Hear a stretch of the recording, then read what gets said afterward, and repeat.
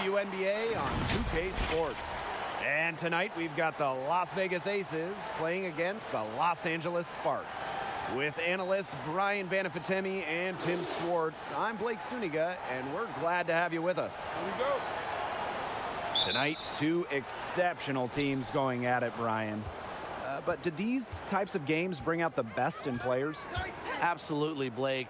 You always want to win, but it's just another thing to win against the best of the best. I expect everyone to be on their A-plus game tonight, so we're in for a treat. And the stakes, they might not actually be higher, but they just feel higher tonight. Teams take a lot of pride in what they do, and I think players on both sides are looking to prove something tonight. Don't sleep on Augustus's driving.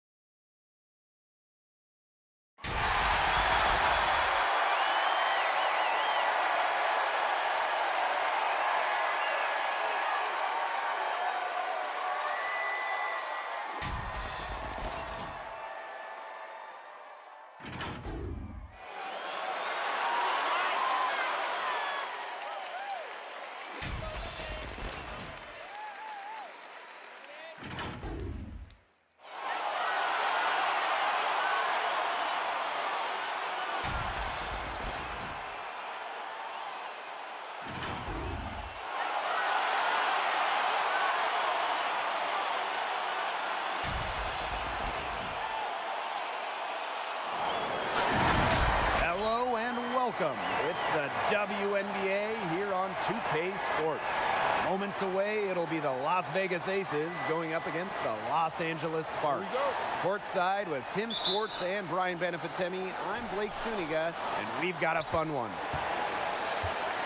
And two determined defenses today. Brian, what do you think is the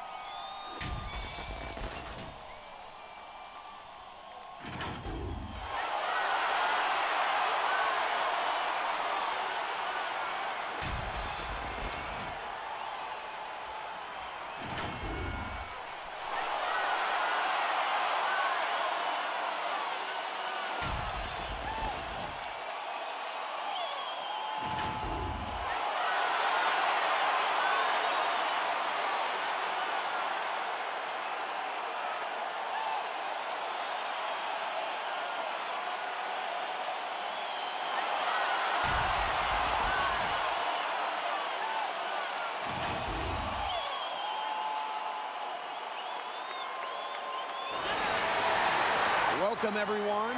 This is the WNBA on 2K Sports. Moments away, it'll be the Las Vegas Aces going up against the Phoenix Mercury. And from warm Phoenix, Arizona, I'm Blake Suniga, joined by our super team, Brian Banafitemi and Tim Swartz. We're happy you're with us tonight. And two stellar guards go head-to-head. How should these players approach this matchup? Well, do not make this a game of one-on-one. I know it can be tempting, but this is a team game. You always want to outscore your opponent individually. However, there's more to the matchup than that. Totally. The only point total that matters is the game score, the one we see up on the scoreboard. Remember, this is the WNBA, the best league in the world. So these two want these kinds of nights, a chance to face off with a fellow elite player. And out of bounds, the Aces will take it.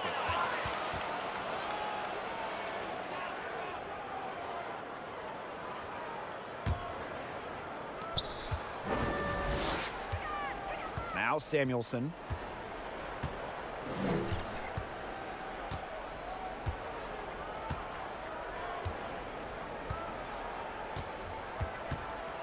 Pass to Evans. 5 on the clock. Now Jones. Three-pointer. Second shot opportunity. Shot's good by Samuelson. They're on the board first. Trying to set the tone here early. And that is so key in a basketball game. Nurse outside. Here in the first with a little over a minute played so far. And they call an illegal screen here. A quick foul to pick up right away here in the first quarter.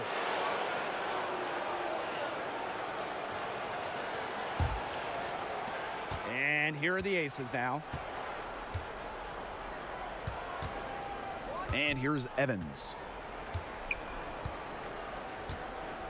Pass to Samuelson. Now Mullins. Over Breland. Hits the jump hook. Just over a minute and a half played here in this one. Nurse outside. Here's Coffey. Outside, Diggins Smith. And here is Nurse. That's no good. Couldn't get her first shot to go. Got a piece of it. And stolen by Nurse. And here's the fast break.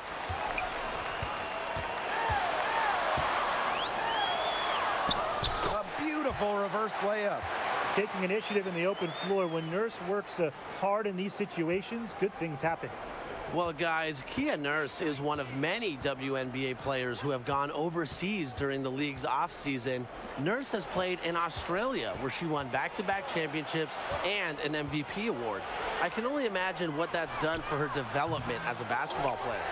How about the smaller player eating some glass? Outside, Diggins Smith. Pass to Magbagor. Doesn't go for her. The Aces go the other way with it. And Tim, we've seen Kia Nurse win a championship in high school, college, and overseas. But do you think she can eventually win one in the WNBA? Absolutely, Blake. You know, she's got that it factor. She's still young, has a lot of room to grow, but Kia's earned the trust of her teammates and coaches, and that's critical in a player's quest for a championship. Plus, I think she's motivated by her previous success to also get it done at the WNBA level. And now they're 1 for 5 to start this game, having trouble getting it going. And Jones gets it to go. What a smooth finish. And that's why they always love seeing her on the end of those breaks. The Mercury trail. And they've been looking at a sink offensively. They need a bucket in a big way here to regain some confidence. It's blocked. Here's Samuelson. Pass to Evans. Now Mullins. Guarded by Diggins Smith. And Mullins gets it to go. It seems that every pass they make is leading to a score here. Just phenomenal ball movement. Everyone's looking for the best shot, and it's paid off during this run. Now here's Diggins Smith. Looking for a first basket still in this one. Now Mullins. Pass to Evans.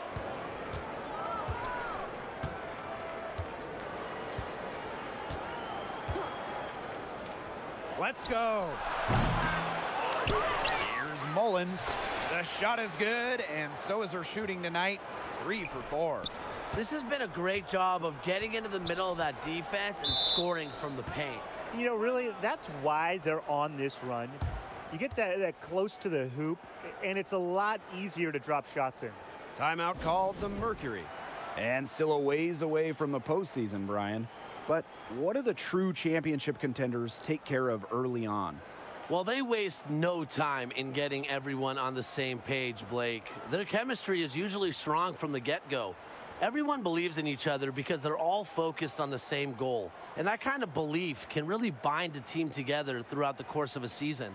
Yeah, and the different roles on the team are always identified and accepted early on.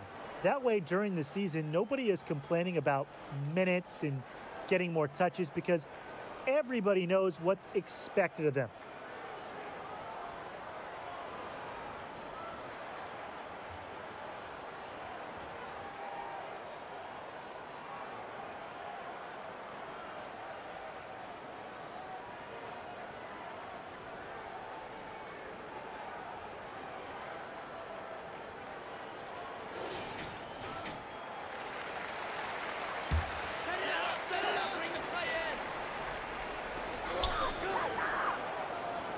Outside, Diggins Smith. Nurse outside. They need this. Las Vegas grabs the miss. Yeah, remember that. And that's not an opportunity she fails to convert very often. You see why Nurse operates way more than your average guard inside. It's not just her height, it's also the mentality. Here's Samuelson. Pass to Jones. Makes it off the glass. Nice pass there to set up the bucket. And 10 of their last 12 points have come off assists. Nurse with it. Outside, Diggins Smith. And 2 free throws coming up as she misses that one, drawing the whistle on a lot of contact there. With great balance and body control, Diggins Smith isn't easy to defend. She really makes defenders work on that end of the floor. Skylar Diggins Smith went 3rd overall back in the 2013 draft. The 1-2-3 punch of that draft class might be really the best we've ever seen. The top pick of the draft, Brittany Griner, a multiple-time defensive player of the year, dunking machine, just a dominant force.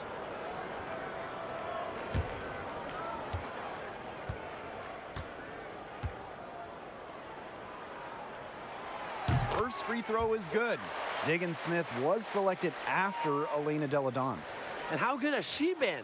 Deladon has won MVPs, a WNBA title, but back to the 3rd pick, Diggins Smith. All WNBA a few times herself. We may never see a top 3 like that again. So she gets them both. Exploding onto the scene during her senior year of college, Skylar Diggins Smith has delivered at the pro level, piling up all-star appearances since entering the WNBA in 2013. Here's Samuelson. Pass to Mullins. And she was fouled in the act of shooting, an opportunity for a 3-point play. They keep going down low with the ball, and it keeps resulting in points. Extremely positive. I mean, that's a very nice lead to have this early in the ball game. They've come out on fire out of the gates.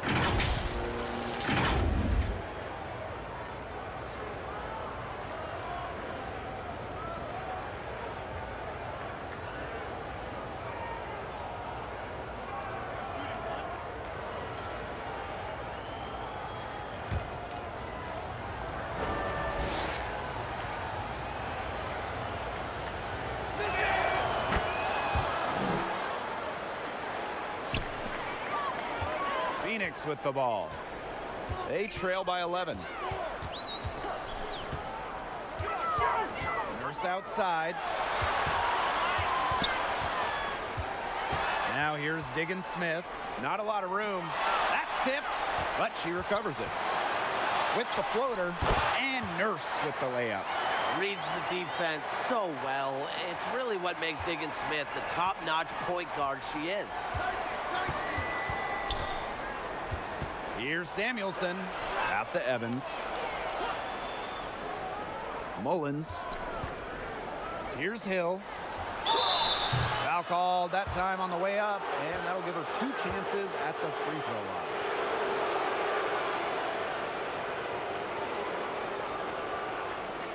line. And first trip to the free throw line for her in this one.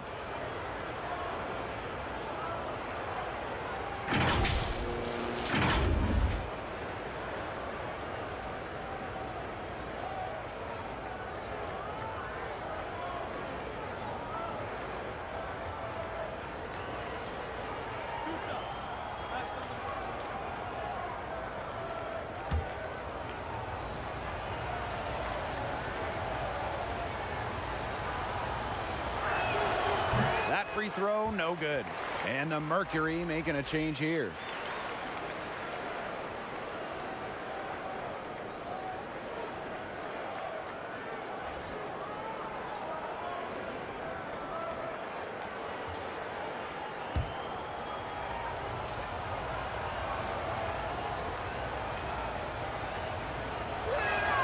He hits the second from the line. Various different ideas were discussed by WNBA Commissioner. One of them, double headers with NBA teams. What do you think of that prospect? From a fan perspective, that's awesome. There are a lot of cities like LA, Indy, Atlanta, amongst others that have both an NBA and a WNBA team. So why not continue to grow fandom by having games back-to-back? I mean, I would love to watch 5 straight hours of hoops. Me too, and partner with TV to make sure to put those WNBA and NBA games on the same nights, because as much as I would like to sit in an arena for 5 straight hours watching basketball, you know what? I wouldn't mind sitting on my couch that long either. Well, with strong defensive instincts and awareness, Breland has become a respected shot blocker. Stolen by Jones.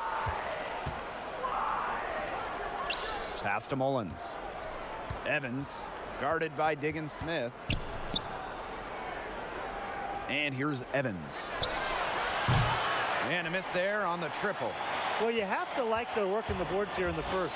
Yeah, coming out of the gates with great energy. Kind of like they got shot out of a cannon. They're really setting the tone. Boom. Here's Samuelson. Mullins. That one goes. Count it. Yeah, you know how a lot of people talk about flipping the switch? Well, her switch has definitely been flipped to on in this quarter, guys. I mean, just dominant scoring. Now here's Hartley. He hasn't yet put up any points in this one. Outside for Diggins Smith. Just 5 on the clock.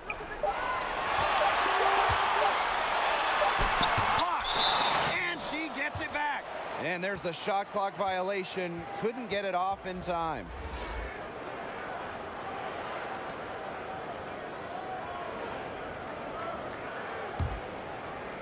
And here are the aces now. It's a 10-point game. Pass to Samuelson. That's in. She's got 2 made now, and she's shooting 2 for 3. So far, so good for them at the offensive end in the early going. Their field goal percentage is terrific. Exactly the start they were hoping for. Now here's Breland. Well, from cancer survivor to all-star, Jessica Breland's life has been incredible and inspirational. One of the best rebounders in the league. Breland's last chapter might not be what you expect. In 2018, the North Carolina native opened up a spa in her home state.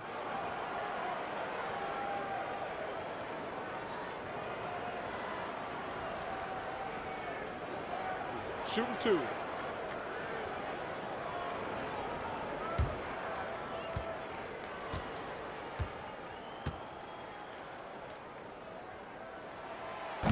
And the first one falls for her.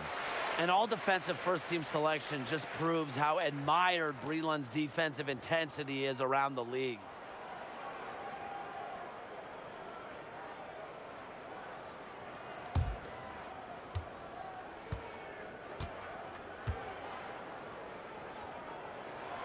And she makes both free throws.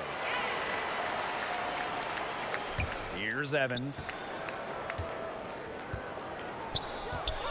Pass to Samuelson. Here's Hill. Jones outside.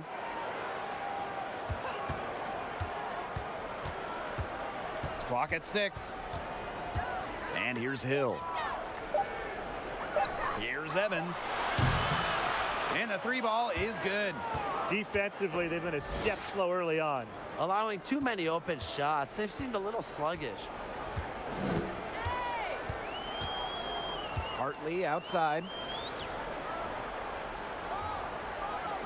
Nurse outside. Back to Hartley. The tray. Hill with the rebound. Well, she wanted to return the favor there for that last 3, but it just wasn't in the cards. And that one's good. Jones. Pretty much all of their buckets coming from inside the paint now. I mean, there's more holes in their defense than in a block of Swiss cheese. Man, you just made me hungry, but that's right. 5 of their last 6 makes were in tight. They've established themselves inside. And where's the cheese? Now here's Hartley. She's been patient so far. Nothing yet on the scoreboard. The shot from 20 feet. And misses it off the right side of the rim. And as we conclude the first quarter, a one-sided game so far. The Aces on top, up by 15. After this break, we'll be back with the start of the second quarter on 2K Sports.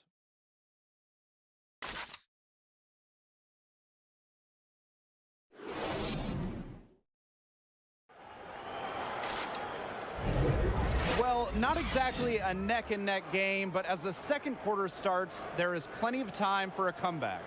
And a comfortable margin for the Aces here, guys. I mean, this has looked like a volleyball game for them with all those first quarter blocks. I mean, I'll say, though, that's a lot of side outs for them, the way they've swatted shots away.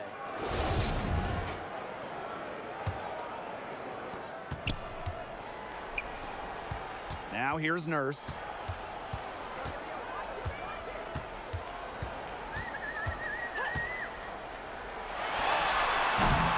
The shot, no good. And Las Vegas the other way now. Here's Mullins. Good for another bucket. She's made half a dozen now. 6 for 8 on the night. They are putting the hammer down. Just a huge lead for them. And it doesn't matter if we're talking about their offense or their defense, because it has all been working for them. Yeah, to build this lead, you have to do both. Now here's Breland. 2 points. That one goes in. A solid ball handler who doesn't over-dribble. Breland doesn't really rush things and is able to stay in control. Here's Evans. Pass to Samuelson. Floats one up. The shot is good, and so is her shooting tonight. 3 for 4. And it's pretty hard not to notice the difference in the passing of these two teams today. Yeah, I mean, when you look at the stats monitor, there's a stark discrepancy. When you look at the assist column, and you see that difference as far as fluidity in their respective offenses, too.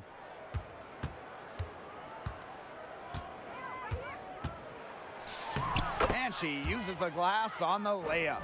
All the scoring in tight is coming at that end of the court. They've found holes in the D, and they're really exploiting them. Pass to Nurse. Beyond the arc. Rebound by the Aces. They've got a big lead, not just on the scoreboard, but in the rebounding numbers, too.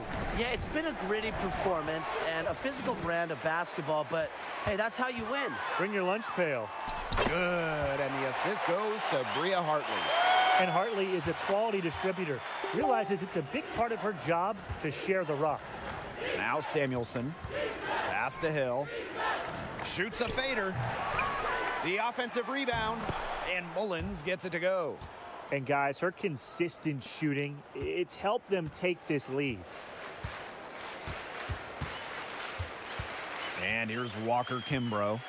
Quiet so far offensively, searching for first points of the game.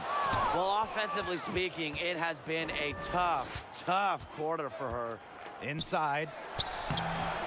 And Mullins gets it to go. And she's definitely making her presence felt here in the first half. She has been just incredibly effective so far. Now here's Nurse. She's got 8. To the paint. Hartley's shot is off. And now about 3 minutes gone in the second quarter of basketball. Pass to Evans. Hill. And here's Mullins. Breland defending. Down to 5 on the shot clock. Hartley brings the double team. Here's Jones. Here's Mullins. Yes, for basket number 9. She's missed only 2 shots from the floor all night. They're finding lanes to the hoop every time down. 5 buckets in a row from the paint. And on the flip side, the defenders have to show more fight on the interior. Or at least some fight. Now here's Hartley. The Mercury with another miss. She has lost all confidence out there. Still not a single field goal made in the game. Gets the three-pointer to fall. I tell you, she loves getting looks like that from three-point range.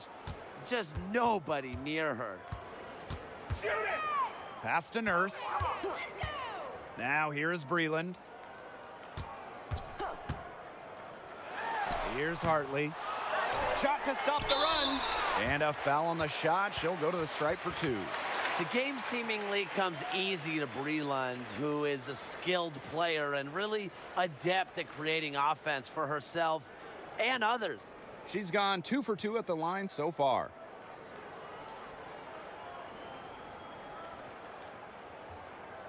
Shooting 2.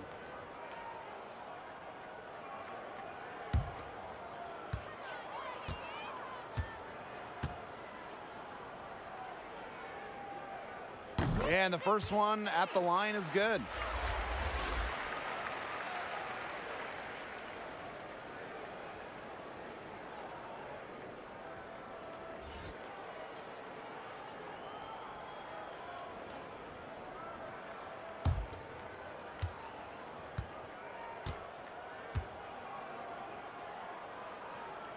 And so she makes both from the line.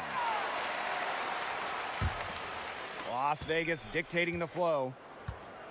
They've only given up 6 here in this quarter. Pass to Evans.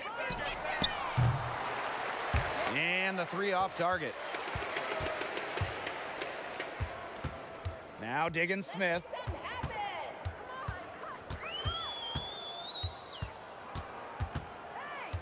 Down low, Breland. Mullins grabs the miss. Here's Las Vegas. Here's Jones. Off target from outside. And so here's Phoenix. And it's blocked. And it's out of bounds to the Mercury as Phoenix retains possession. Timeout called the Mercury. Really, they're not pleased at all with the looks they've given up inside, and they want to talk to the team about tightening things up defensively. Well, that's what's got to happen, and I'm sure the coaches will let them know about it. I mean, they're playing some soft interior defense, and that's a recipe for disaster.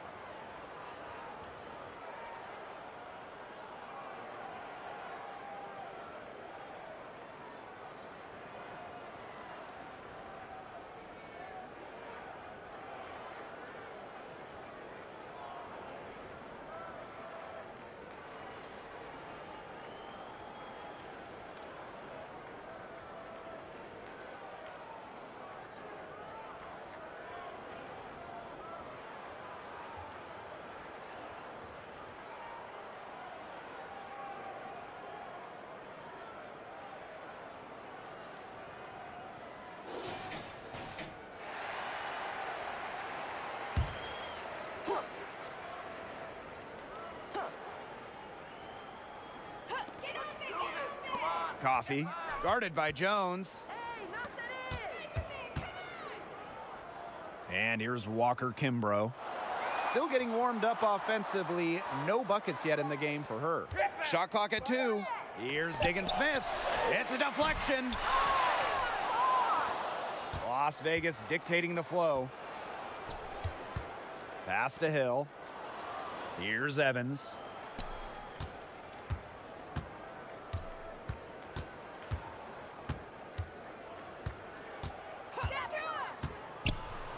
Now Mullins. Yep, count it. It's not hard to see why they're giving up points on this run. Just too many looks from in close. You know, usually when teams give up runs like this, it's because they allow chances from inside. Make them beat you from deep. And good that time. And the decision-making of Diggin Smith, that's what makes her special. Good at recognizing the defense and taking what she can get. The start of the 2015 season could not have gone any better for Skylar Diggin Smith. She was playing well. Her team won 7 of their first 8, but everything came crashing down in the 9th game of the year. With under a minute left in a win, disaster struck Diggin Smith. And for Diggin Smith, she had a torn ACL, ending her season early. And you look back to the impact Diggin Smith had on that Tulsa team. They were 8-1 in games she played, then 10-15 after that terrible season-ending injury. Thankfully, Skylar has come back not only 100%, even better than that, returning to that all-star form.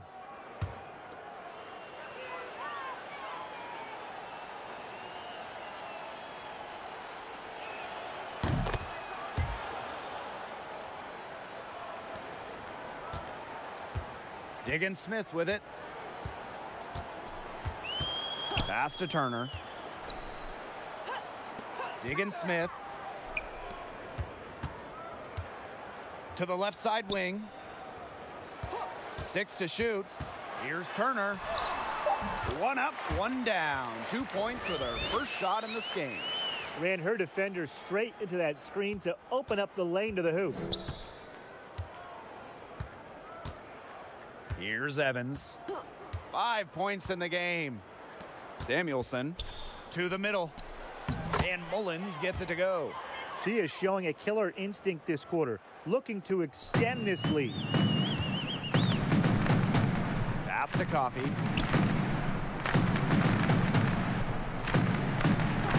Back to Diggin Smith. The three-pointer off the mark. They've shown some strength in the paint. Their work on the boards has been phenomenal. Yeah, and that's putting it mildly, guys. They've been absolutely dominant. Now here's Jones. She's got 9. And she gets it to go as they call the foul. She's on her way to the line for 1 more. They've been playing very smart offensively in the first half.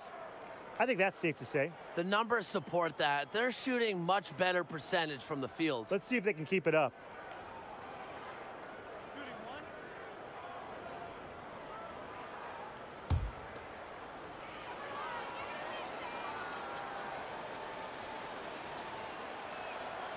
And that one misses. Now Turner. Pass to Magbegor. And here is Diggin Smith. It's tipped. The way she's been going this quarter, they're going to need someone else to pick up the slack. Here's Evans. She scores the basket, and that's field goal number 3 for her. 3 consecutive field goals have come right at the rim. The defense better start buckling down. They're getting exposed and punished down low. Now here's Diggin Smith. Shot blocked. She's killing them with her poor shooting. And here's Evans.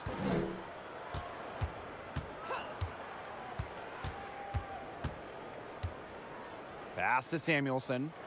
That one is good. She has missed only 1 of her 6 shots from the floor.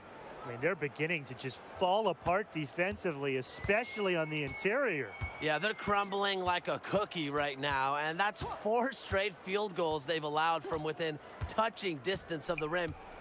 Now here's Diggin Smith. Here's Breland. No good on the shot. A bit long that time. Pass to Evans. With some arc. And it's good on the lay-in. An excellent display of passing out there, fellas. I mean, 8 of the last 10 points have been assisted on. Some great passing. They keep on finding the open teammate. Good ball movement. Now Magbagor. The Mercury with another miss. Boy, I mean, they can do nothing right. They cannot take the lid off.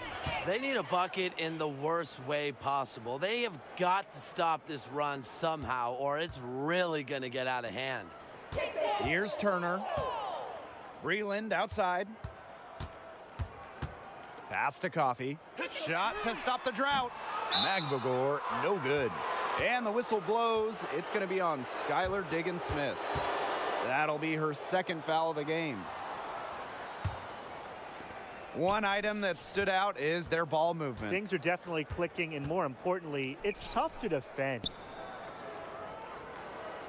Samuelson, guarded by Diggins-Smith. Now Mullins. Banked in off the glass. Wow. I mean, come on. That's 10 straight points in the paint. The defense, it's just nowhere to be found. They have to start committing more bodies down low. Pass to Diggins-Smith. Magbagor.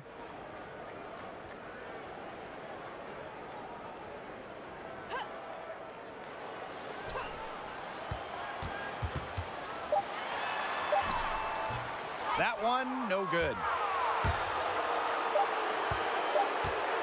Here's Samuelson. And through one half, it hasn't even been close. Aces ahead, running away with it. And time now for the halftime break, with the third quarter soon to follow on 2K Sports.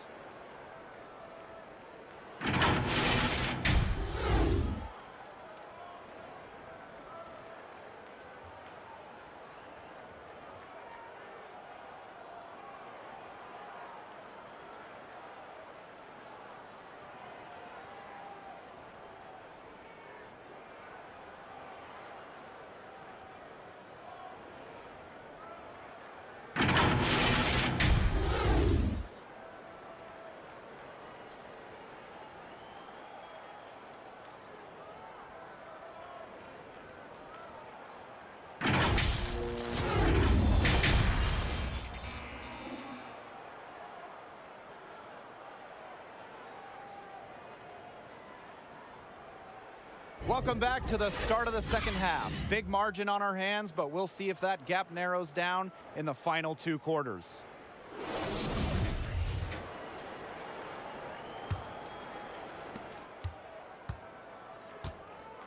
Now here's Diggins-Smith.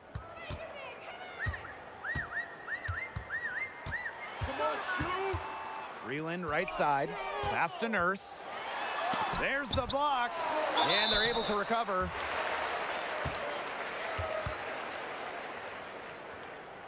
First trip to the line for her here.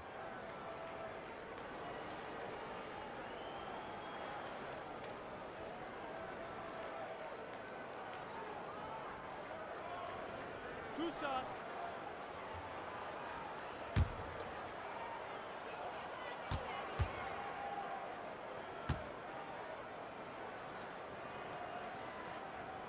And she makes the first.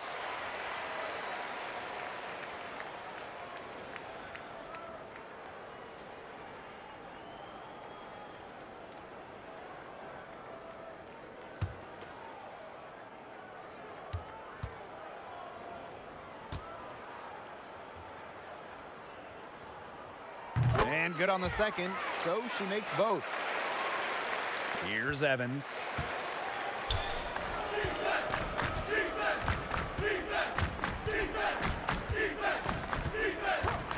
Pass to Samuelson. Stolen.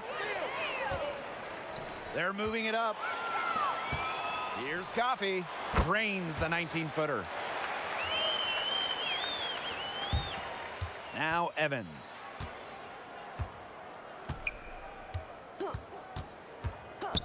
Jones outside. To the inside.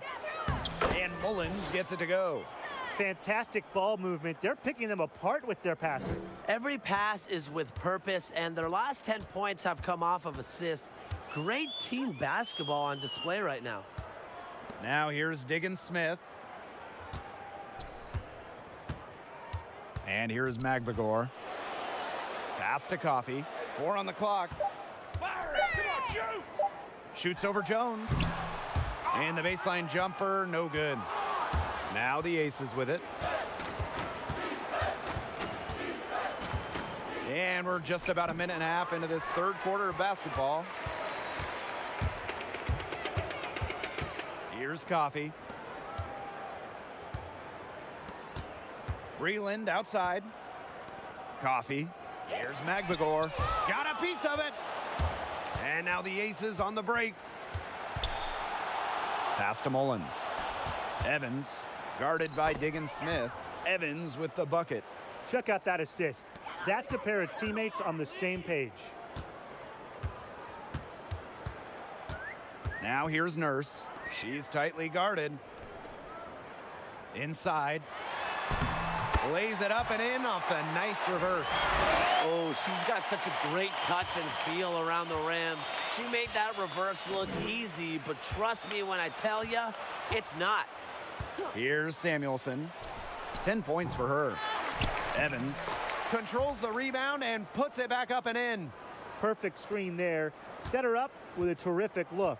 Yeah, but that's a bad job by the defender to not fight through that screen to contest. You want to see more effort there. Now here's Diggins Smith. That one good for 2. With the ability to effortlessly glide around any defender, Diggins Smith loves to create quality looks for herself and her teammates. Here's Hill. He has 5. Yeah, she's not necessarily a strong interior presence, but she's got to finish those chances when she has it. The D was ready for her that time, and they had to be. She is strong in the paint. Evans, defended by Nurse. Evans with the bucket. You have to have perfect timing to knock down the teardrop. And so here's Phoenix. Diggins Smith with it, and it's out of bounds. The Mercury able to retain possession here.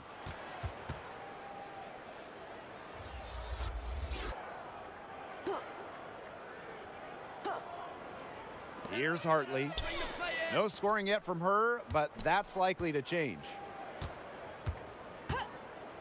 Pass to Walker Kimbrough. 5 to shoot. Shoots a 3. Bangs home the trifecta. Now Evans. She's got 13.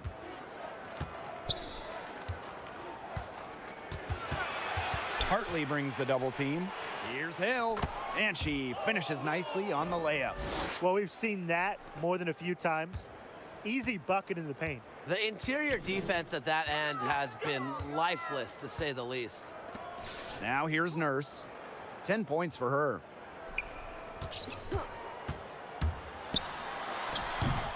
Their rebounding has been a big key to their success in this game. It really has been a completely one-sided battle on the boards.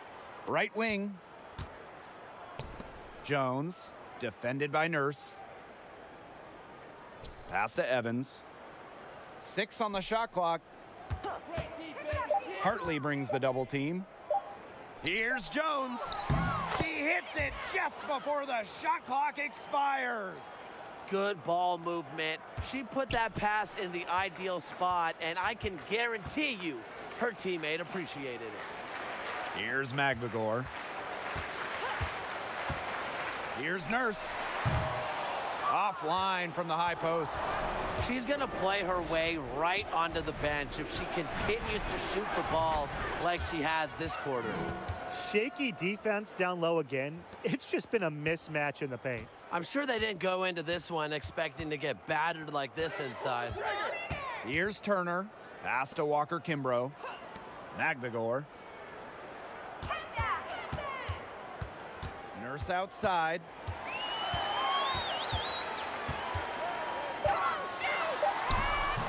Can't hit from in close. This has not been a quarter to remember for her. I mean, what's going on right now? What is this? She's not making any sort of impact for them at that end of the court.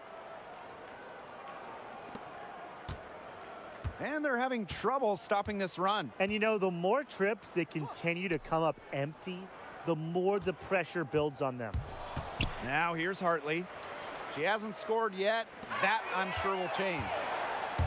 Fast break, Las Vegas. Here's Jones.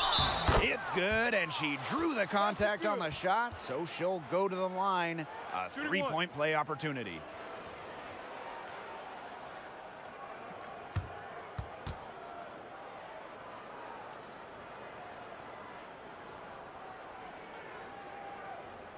Mind the lanes. Mind the lanes. One shot.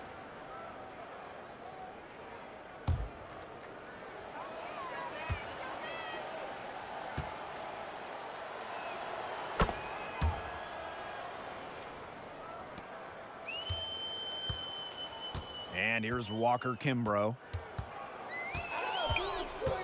Pass to Nurse. Shoots the three. Sinks the triple. It took her a long time to get that first three-pointer. Can she get it going? Here's Samuelson. 10 points for her.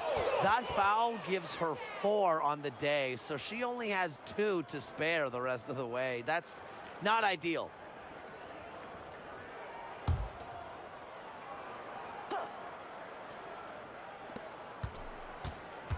Hartley brings the double team. Hill. Nice pass. Led him to the rack perfectly for the layup. There's a pattern taking shape. They're working it inside and getting good shots from close range. Yeah, 4 of their last 5 baskets have been of exactly that variety. Here's Magbagor. He gets it in there. She's got a great read of where that miss was going, and that enabled her to be the first player to it and get the putback. Shot's good by Samuelson. And their shooting percentage continues to climb in the second half. Well, as a group, they've been in total sync since the break. Good team basketball, and it's resulted in high-quality shots. Very good adjustments at the half. Here's Walker Kimbrough, guarded by Jones. Just 5 to shoot. Now Hill. She's got 9. Pass to Samuelson. Down low. Hill gets the bucket. Good looking bounce pass to set up the basket. Now here's Hartley. Looking for her first basket still in this one. Here's Walker Kimbrough.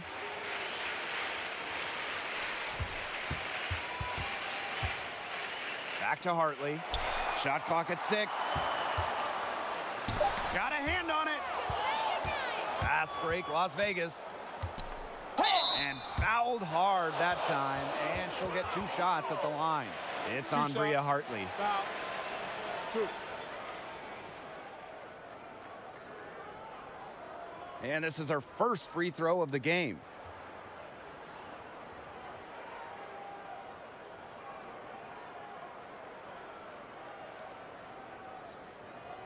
Shooting 2.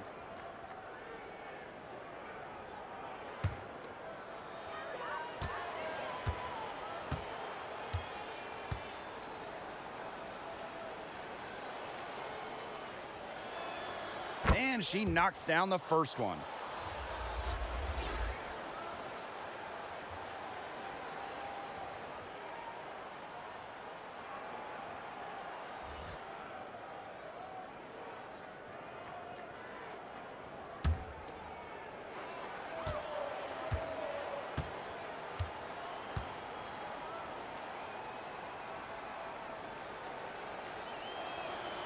And that's good as she hits both shots. And so here's Phoenix. Pass to Turner. Now Magbagor. Nurse. Hartley left side. Just 4 to shoot. The 19-foot shot. And she can't bank that one in. And she's still scoreless, and man, could they ever use the help too? And here's Samuelson. Jump ball. 12 points for her. And a bit of a battle for the ball, and the official signals a jump ball there.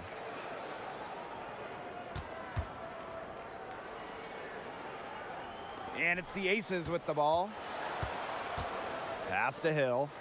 It's in. Basket number 6 for her thus far. She has missed only 2 shots from the floor. No mistake on that one. Good work all around. And they've been struggling here offensively. Bit of a dry spell for sure. Hartley outside. They get it back. And the bucket counts, and she's on her way to the line to try to make it a 3-point play. The Mercury making a switch here.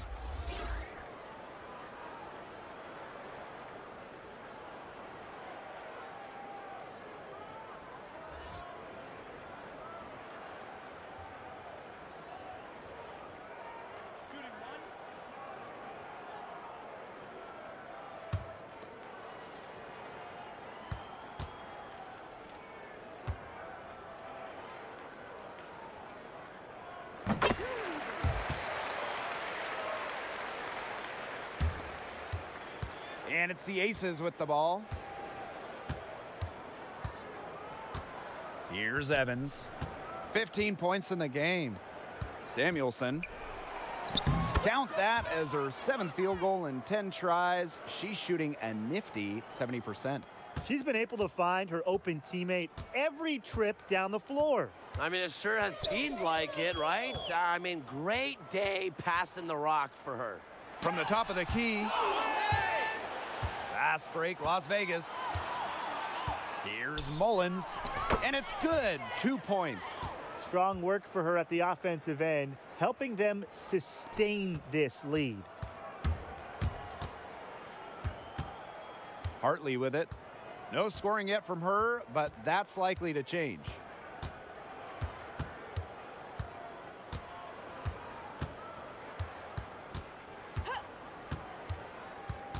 Pass to Turner.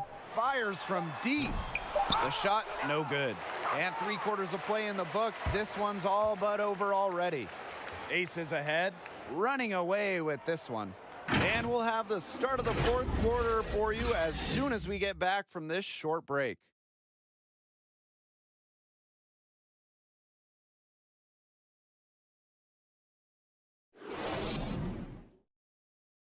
And now we have a moment to reveal our State Farm assist of the game. Slice the D wide open with this feed.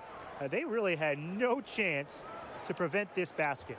Yeah, it was a great read of the defensive setup and also wonderful anticipation of the movement of her teammates before the pass.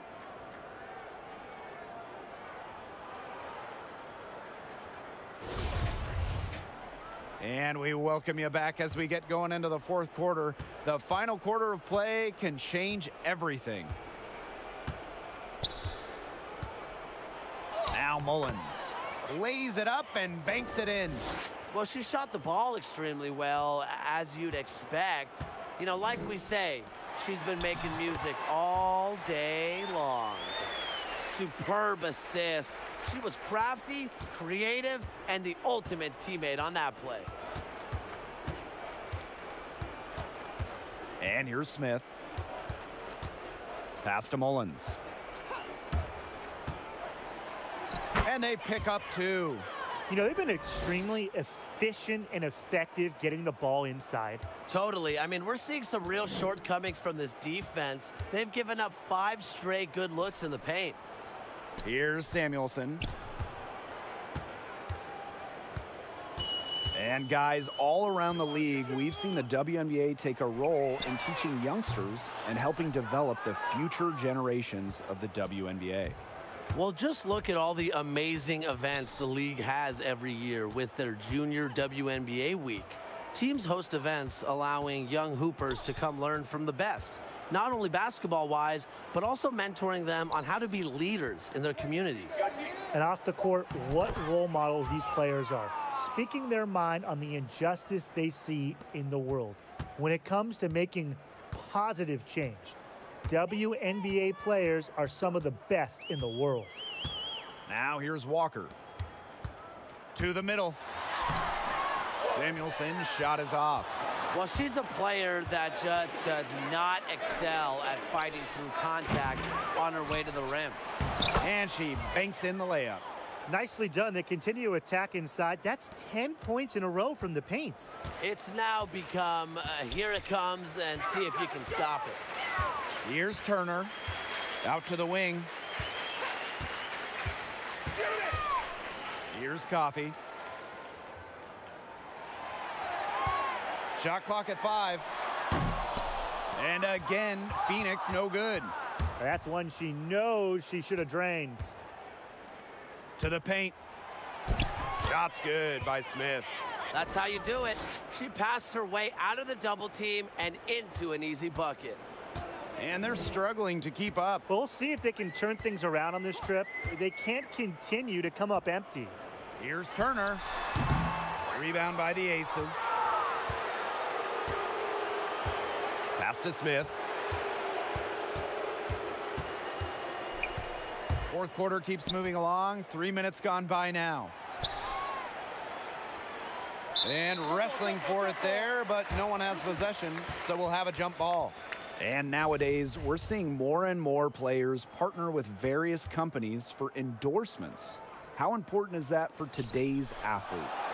It's huge, Blake. By partnering with companies that align with your beliefs and lifestyle, it allows players to earn money, but also build their personal brand, get their message out, which is what everybody wants to do today. And with all the new age companies out there pushing all kinds of products, the possibilities are endless. I've seen some pretty cool things blossom out of endorsement partnerships. Now here's Walker. Uses the glass to finish the layup. Not just a long-range gunner. Walker has the hops to also do damage close in. Pass to Smith.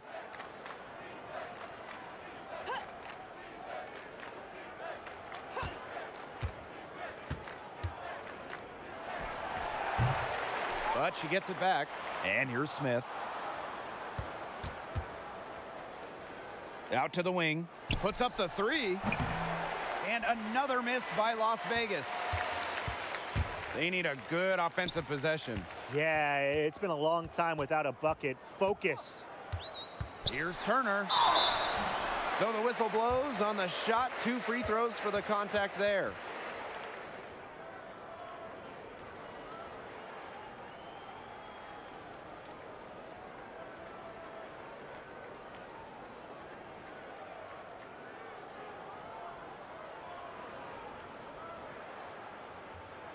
Two.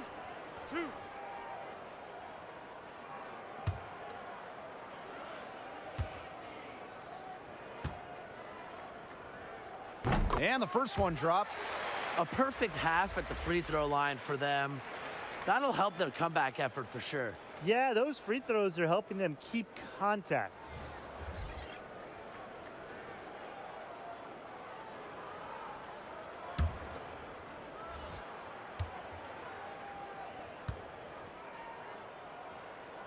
That's also good, so she hits them both.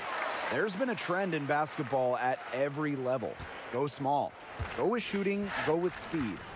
Does the big still matter in today's game? Absolutely. We saw it with the 2019 Las Vegas Aces. They traded for 6'7" Liz Cambage and paired her with 6'4" Asia Wilson.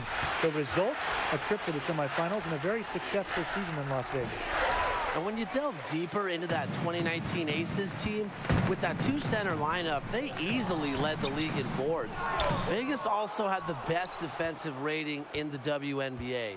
So yeah, that team proved you can still go big and win.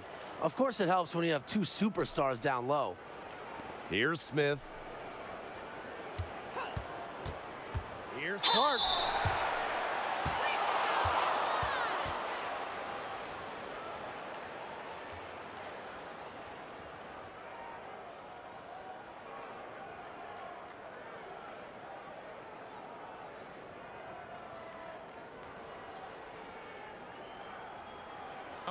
Take a break. Take a break. 2 shots.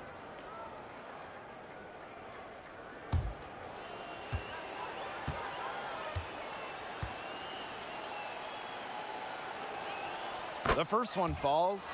They should keep fighting their way to the line, guys. This half, it's been nothing but success for them there. Taking full advantage from this charity stripe. They've yet to miss here in the second half.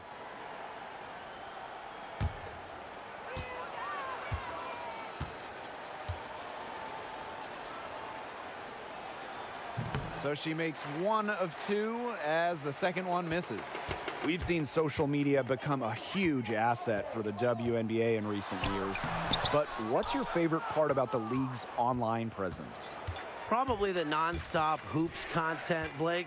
If you want to chat with other fans about a particular game, you can easily do so. And if you miss a game, well, you can always catch the highlights on social media. And if you're really lucky, if you're scrolling through social media, you'll see a selfie of Tim that he just posted. You know me, I'm always watching the highlights, Brian, but I also love what social media does for the players. When used appropriately, it allows players to express themselves, promote their brand in whatever way they choose. And it's nice to see them have some fun with it. Here's Smith. Clark outside. This one for 3.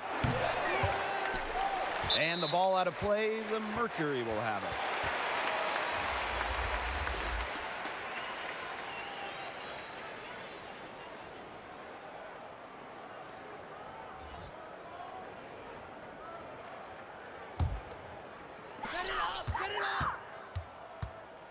Now Walker Kimbrough.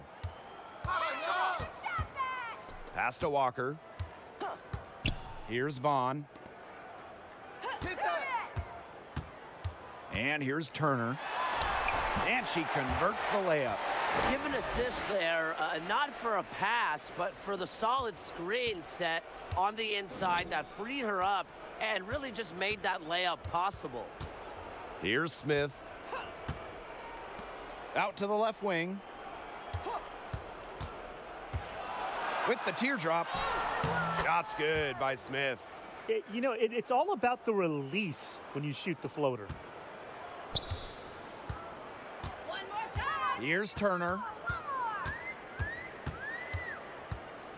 We know the NBA logo is inspired by the great Jerry West, but the WNBA logo isn't based on any specific player. Do you think the league should change that? I don't think it's necessary, Blake. Would it be cool? Sure. But how could you even begin that process? There's so many legends to choose from. I think it's better to just keep it as is. It would be pretty cool to honor a player like that, but you're right, Brian. There's just so many greats that are worthy. Off the top of my head, I know Diana Taurasi and Maya Moore. They'd be great picks if it ever happens. Here's Smith. Now here is Thornton. Bucket is good. Now Walker Kimbrough. Pass to Turner. Vaughn, defended by Harrison. It's hauled in by Harrison. Thornton with it.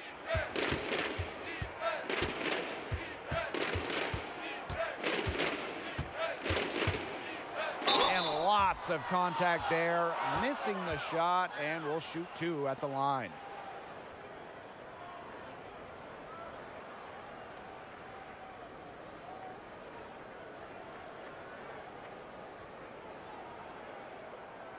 Shooting 2.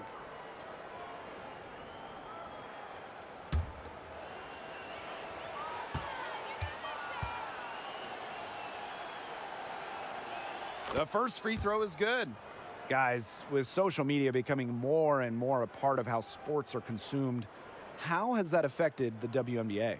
To me, the best part is, let's just say Kelsey Mitchell goes off and hits 9 threes in a game.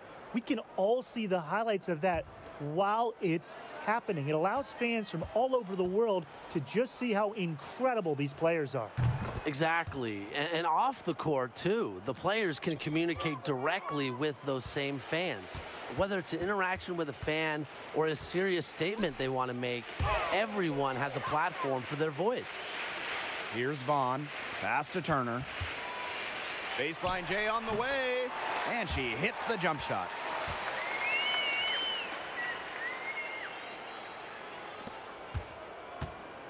And the Aces with possession. And here's Smith. Now Smith.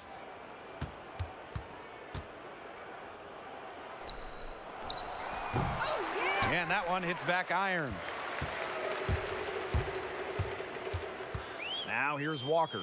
He's covered closely. Samuelson's shot is off. Here's Smith. Thornton outside. Pass to Harrison. Laid in with a nice touch off the glass. Took advantage of some shoddy D there. They got to at least get a finger on her. And here's Walker. Vaughn. Come on, shoot! And here's Turner. It's hauled in by Smith.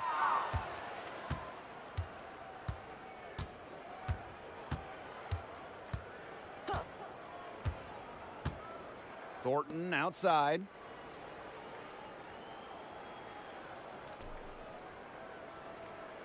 Just 5 on the clock. Good D, good D. Pass to Harrison. From 17 feet out. Doesn't go that time. And it's the Mercury with the ball. Here's Walker Kimbrough. It's hauled in by Smith. Now here is Thornton. So it's the Aces winning this one easily. And this crowd was stunned by the manner in which their team was dismantled. Boy, I mean, for us too, it was shocking. I don't care what the matchup is. You never expect a road team to come in and just cruise to the type of win they had tonight. And that'll wrap it up.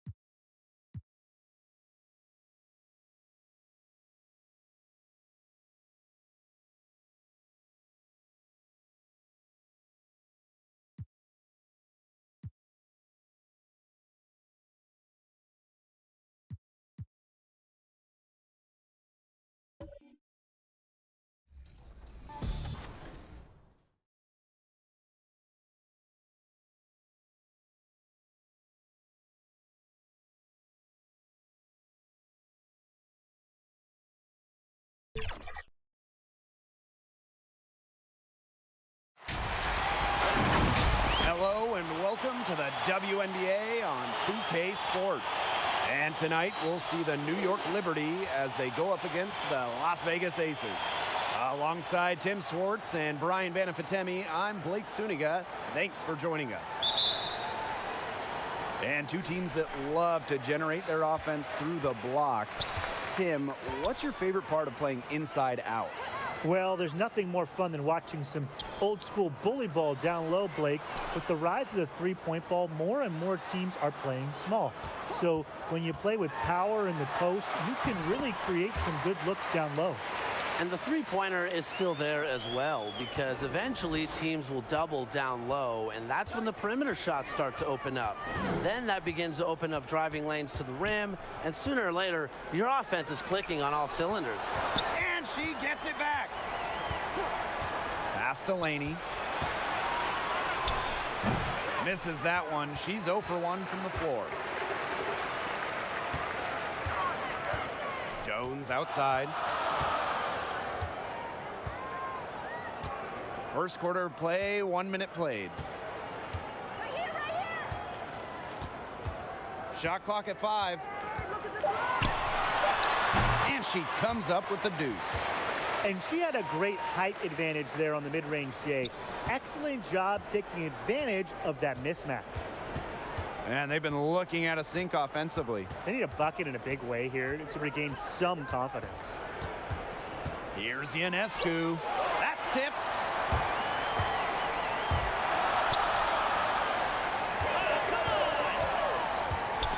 It's stolen by Howard. A little over a minute and a half into this first quarter. Outside Durr. Three-pointer Sabrina Ionescu. Another miss by Sabrina Ionescu. Still scoreless after 4 attempts, trying to take the lid off, and it's not always easy. Fantastic pass. She made that a very easy bucket with the setup. Now here is Ionescu. Go, keep going. Now Hill. February 24th, 2020. It's a day that Sabrina Ionescu will not soon forget. In the morning, Ionescu was a speaker at Kobe Bryant's memorial at Staples Center in Los Angeles. An incredible, emotional moment for anyone, let alone a college senior. But after giving an incredible, heartfelt speech, she had work to do that night. New York calls timeout. And for Ionescu, after giving that speech, she flew up from Los Angeles to the Bay Area for a Monday night national TV primetime game. Emotionally and physically drained, she arrived to the gym just 90 minutes before the game. In her final game in the Bay Area where she grew up, Ionescu not only delivered a triple-double, she also became the first collegiate player to ever amass 2,000 points, 1,000 assists, and 1,000 rebounds in a career.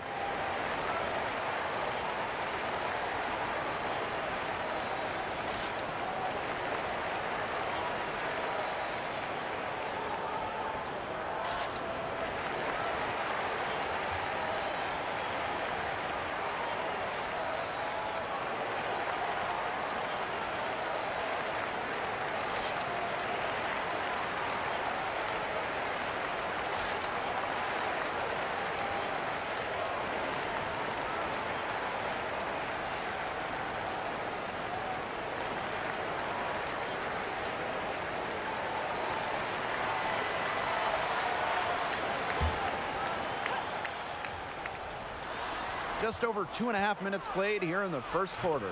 And the shot goes in. Never scared to score near the hoop. Ionescu has a really impressive touch inside. And here's Samuelson. Here's Evans. A chance there to push it to double digits, but it's off the mark. 4 or 5 to start their game. That's their first miss. It's a deflection. You know, it's not been the best quarter for her as far as scoring. We'll see if she can get back on track.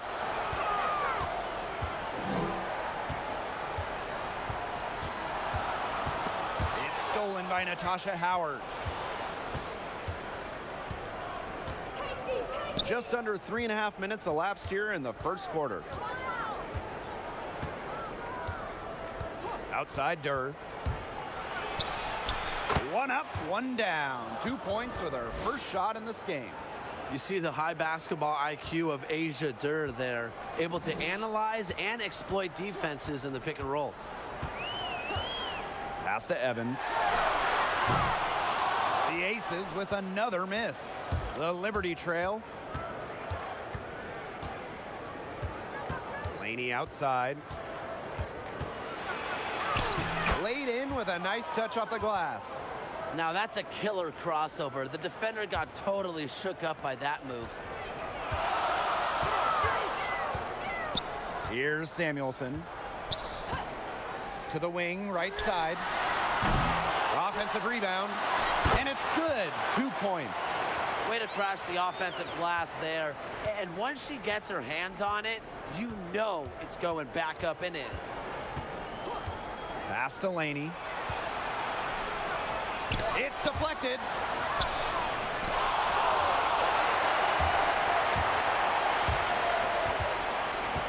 Jones outside.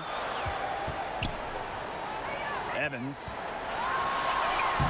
gets that one to fall after missing her first two. 1 for 3 from the field. Yeah, they've got themselves in front right now with some outstanding shooting right off the bat. You like to see that aggression early on. It's been just an absolute clinic at that end of the floor. They're filling it up. New York calls timeout. And here at the halfway point, we're realizing a lot of teams made underrated acquisitions in the offseason. Guys, what's the key to finding that diamond in the rough? Sometimes you got to take chances because, you know, the most misunderstood players could end up making the biggest turnarounds. How many times have we seen a player thrive upon arriving in a new environment? It's important to keep an open mind about each and every player that you're looking at. Yeah, and I think the best coaches and front offices have a list of characteristics they look for when adding new talent so they can project who will fit in their system and who won't fit in their system. Every team plays a different style, so just because someone struggled with one team, it doesn't mean they can't excel with your team.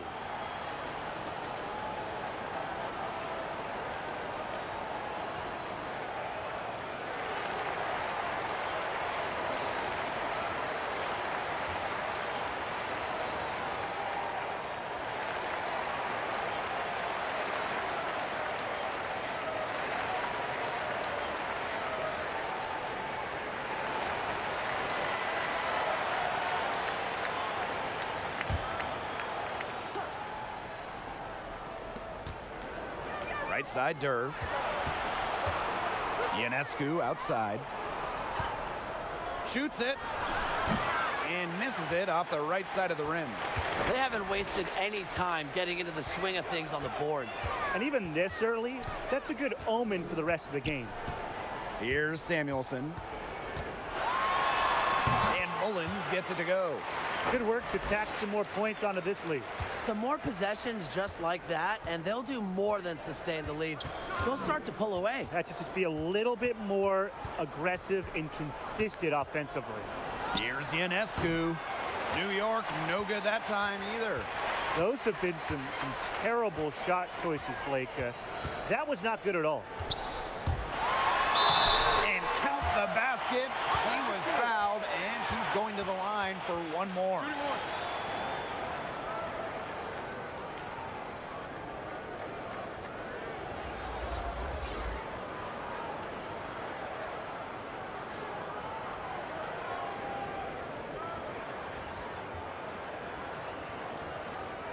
Mind the lanes. Mind the lanes. One shot.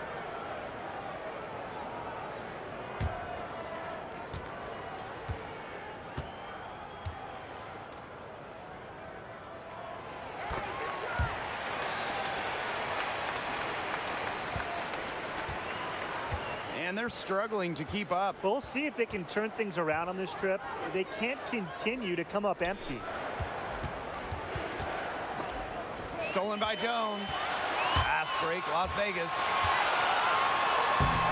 Down it goes, her third basket. He's now 3 for 4. Huge advantage for them already. Total control, and as well as they're playing at both ends, I'd look for this lead to get even bigger. Absolutely. Here's Stokes. Still getting warmed up offensively. No buckets yet in the game for her. And Mullins gets it to go. They've come into this game with a very aggressive approach. Pounding the ball inside, and it's working. Yeah, it sure is working, Tim. And they're finding the open lanes to the hoop and just owning this game early on. What a start. And again, it's the Liberty missing. That one gives them a +5 rebound advantage. Yeah, pretty clear. They've come out with the better energy and effort thus far. Pass to Samuelson. Now Evans. 5 on the clock. Here's Hill. Clarendon covering. And the Aces tack on 2 more.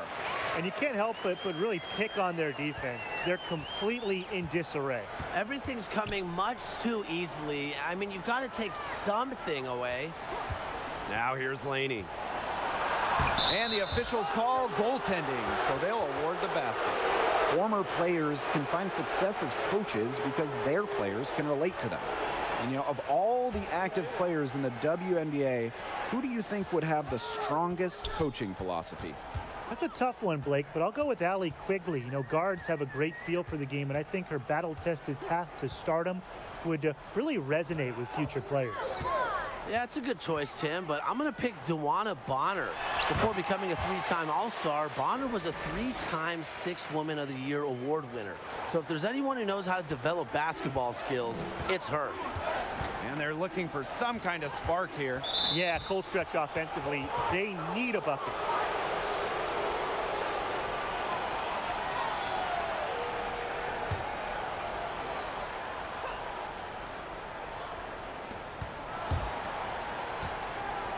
Back to Howard.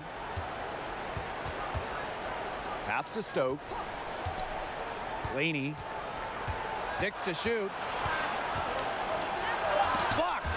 In building this lead, they've done a great job finishing their defensive sequences with the rebound. Not just the miss, but getting the rebound as well. That's been key. Yeah, not one second chance bucket for the opposition. They're boxing out on every shot attempt. It's incredible. Now here's Whitcomb. She hasn't scored yet. That, I'm sure, will change. Howard with the ball. Here's Clarendon. That falls. Nice feed that time from Natasha Howard. The easy look off the pass from Howard. Great awareness. Leads to the bucket. Pass to Mullins. Evans. They waste no time getting those 3 points back. It has taken them no time to build this lead up. Great first quarter for them offensively. Yeah, but they can't sit back. They need to keep the pressure on the defense and really try to put this one away early. Great point, Brian. You have to continue to build on this lead. Stokes misses. They've been sensational on the boards to start this game. Yeah, sensational is a good word for it, Tim. That's good. You usually have the right word for these kinds of situations. Just tearing it up on the glass. How kind of you, Brian. Now here's Clarendon. Outside Whitcomb. And she should thank the D for those 2 points. Nobody really paying much attention to her there. 6-second difference between the shot clock and the game clock. Now Samuelson. He's got 5. Here's Jones. And the Aces, another 3. How many times have you seen a possession like that from them today? Such a pretty pass. I don't have an exact number for you, but I can tell you we've seen it a lot. Okay, let's just say that. Strictly using assists as the measuring stick, they've been by far the better team. Awesome defense. I mean, she's going to hit those unless you're right in her grill. We're at the end of the first, and what a blowout already in this one. The Aces on top, running away with this one. And quarter 2 will get underway just after this short break.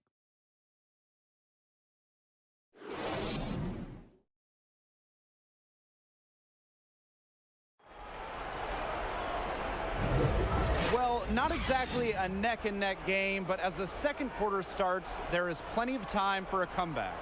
And a comfortable margin for the Aces here, guys. Defense paying dividends for them through one. Coach has to be happy about their effort on that and just a lot of hustle.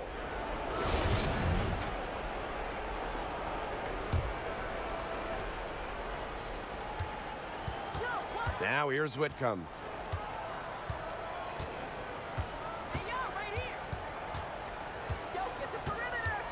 Tries it from 19, and that one goes long. Well, I'm going to say the defense got pretty lucky right there because she's going to make a lot more of those than she misses when she gets that much room. Here's Evans. Using the post moves to get the 2 points. Tremendous job getting inside for the layup. Got the D thinking jump shot, gave her a little pump fake, and it opened it right up for her. Outside Clarendon. Pass to Howard. Now here's Whitcomb. It's tipped. They've got a big lead, not just on the scoreboard, but in the rebounding numbers, too. Yeah, it's been a gritty performance and a physical brand of basketball, but hey, that's how you win. Bring your lunch pail. All the scoring in tight is coming at that end of the court. They've found holes in the D, and they're really exploiting them. Up top, Laney. Back to Clarendon. From the arc. Out of bounds. Liberty ball as New York keeps possession.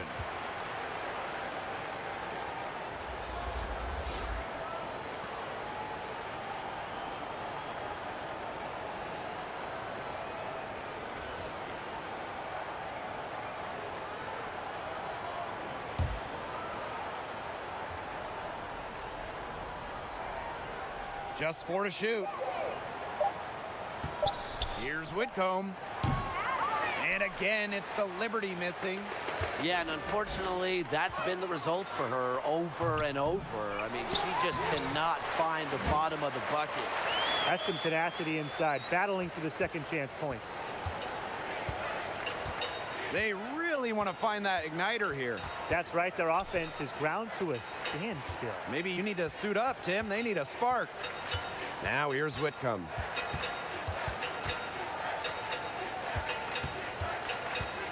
Back to Clarendon. Got a hand on it. Down low, Jones.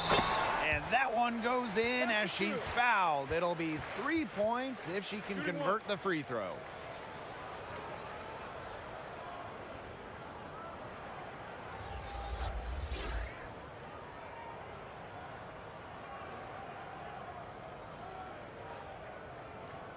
One shot.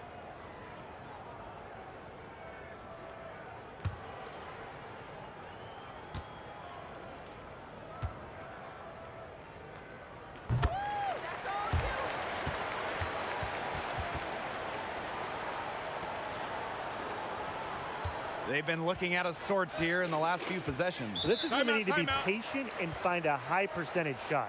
Timeout called the Liberty. Yeah, I think the head coach saw too many easy buckets coming from inside and wanted to put a stop to it. I would think so. I would think so. If they keep giving up the kind of easy looks inside that they have been, they're in big trouble, Tim. And they've got to change something up. Let's see what they do.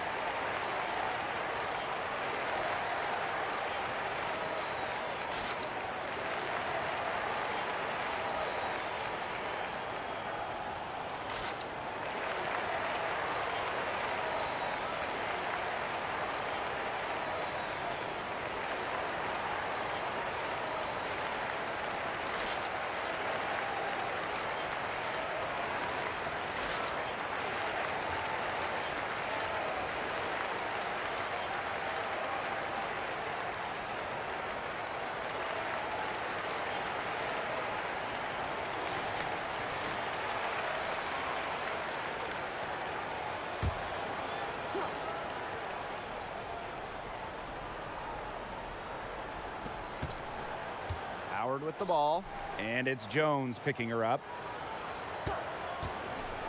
To halt the run, and it's laid in by Durr.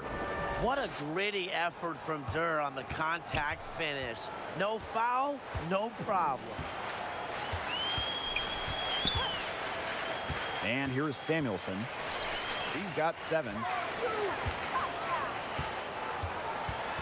Here's Evans. That's another one for her. Her 5th in just 7 shots. This has been a great job of getting into the middle of that defense and scoring from the paint. You know, really, that's why they're on this run. You get that close to the hoop, and it's a lot easier to drop shots there. Now here's Durr. Pass to Ionescu. And here's Stokes. Clock at 4. Good, and Sabrina Ionescu gets the dime. Great read by Ionescu at just about 6 feet. Sabrina is pretty tall for a 1. She's able to see the whole court. Here's Samuelson. And a little under 3.5 minutes elapsed in the second quarter play. Basket counts. Well, that pick, it worked like a charm. A nice job taking it right to the tin for the layup. And the Liberty with possession here. There have been countless players who were hugely hyped before even playing a game in the WNBA. Candace Parker, Maya Moore, Brianna Stewart, just to name a couple. But I'm not sure we've seen a more talked about rookie than Sabrina Ionescu. NBA stars like LeBron James, huge fans of the 2021st overall pick, posting on social media about watching her games while Sabrina was in college. Here's Mullins. 8 points for her. That one is good. She has missed only 1 of her 6 shots from the floor. It's not hard to see why they're giving up points on this run. Just too many looks from in close. You know, usually when teams give up runs like this, it's because they allow chances from inside. Make them beat you from deep. For Ionescu, right after being officially drafted by the Liberty on draft night 2020, her jersey sold out. I mean, Sabrina's jersey sold out within an hour. She was on the back page sports sections of the New York papers. But just an incredible injection of energy into this league. The whole basketball world is focused on Sabrina in the WNBA. Here's Stokes.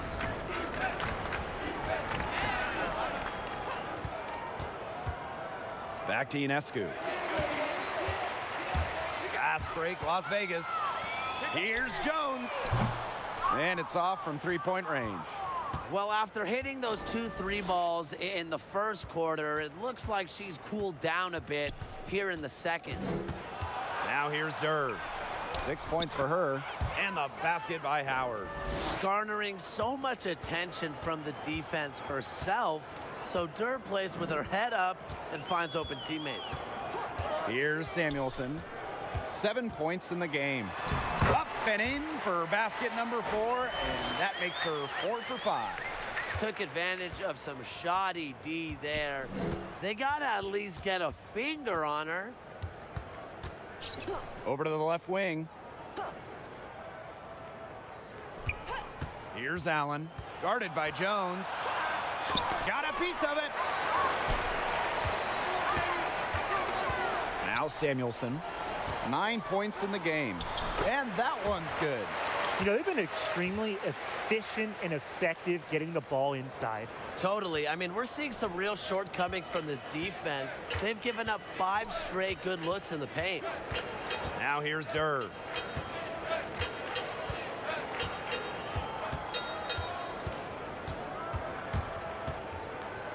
Six on the shot clock.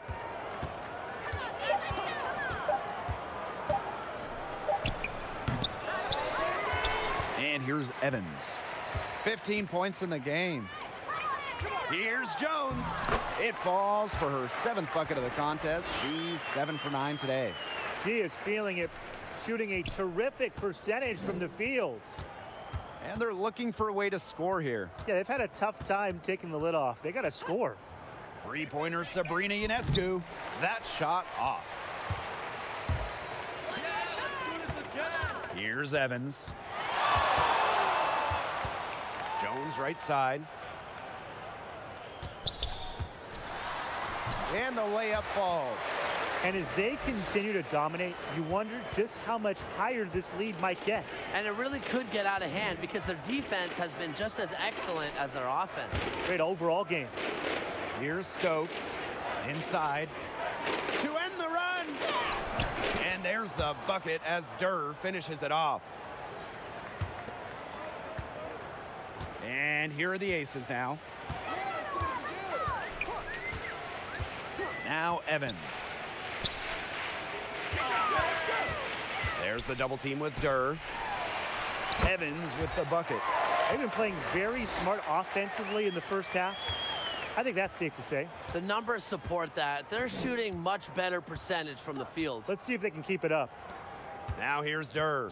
She's got 8. And foul called as she misses, and she's going to shoot 2 free throws. Well, free throws are definitely not a weakness in Durr's game. Durr is just a player that doesn't want any holes in her game. And this is her first free throw of the game. Two shot.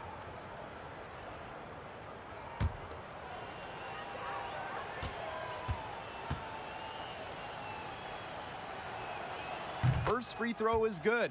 And the Liberty making a change here.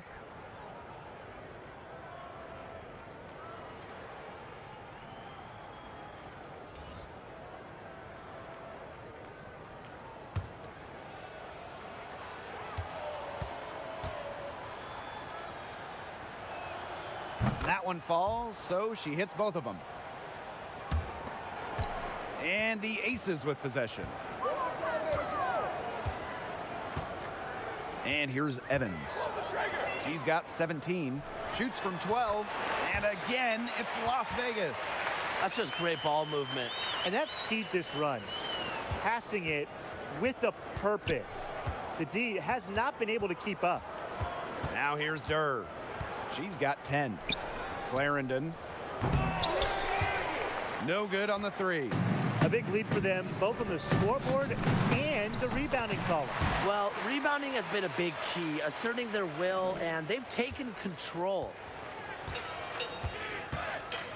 Jones outside. Pass to Stokes. Durr. Outside Clarendon. Down to 5 on the shot clock. Jones with it. There's the triple. That's tipped. And she's able to get it back. Here's Mullins. She's got 12. Pass to Hill. Here's Samuelson. And the shot goes down.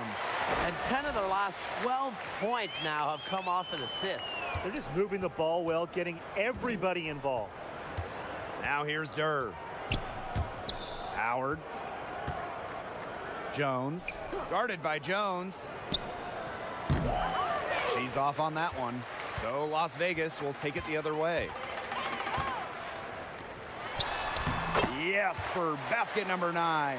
She's missed only 2 shots from the floor all night. Their crisp passing has opened things up offensively. Yeah, it makes the game easy. 10 straight points off of an assist. That's impressive. And the whistle blows. It's going to be on Jones. That's her first foul.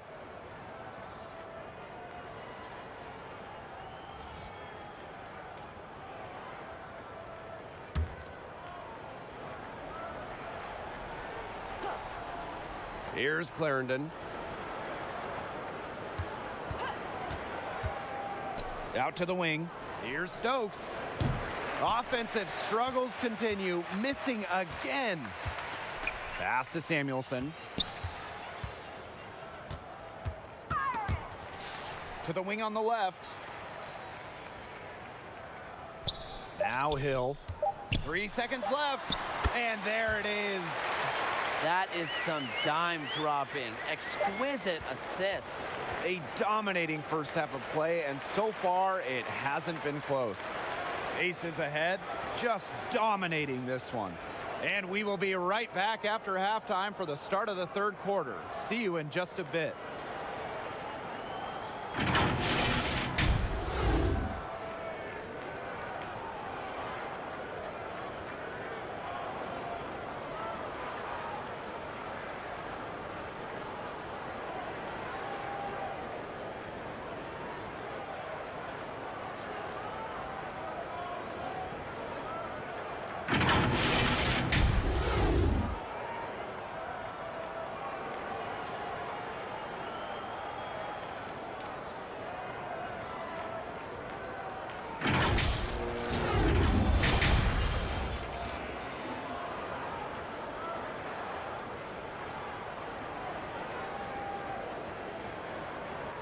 And as we begin the second half, first half wasn't even close. And we'll see if there is a comeback on our hands or more of the same as we get the third started.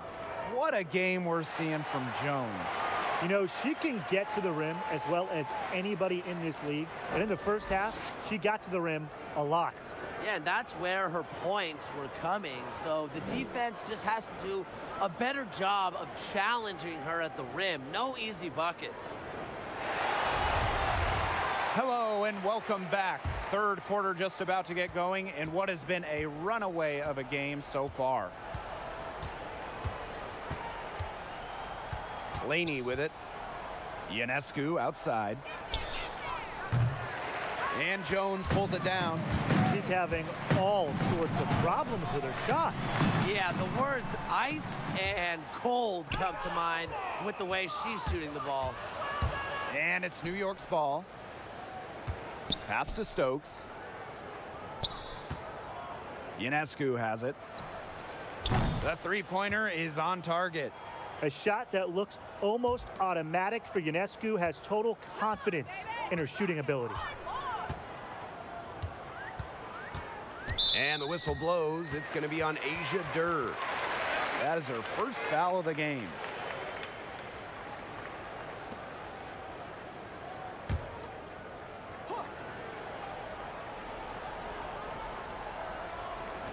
And here are the aces now. Here's Hill. Here's Mullins. And terrific work on the offensive glass as she picks up two. They'll take as many of those looks as they can get, trust me. To the inside, Stokes. It's a deflection. Jones with it. Now guarded by Ionescu. Out of bounds, it'll go to the Liberty.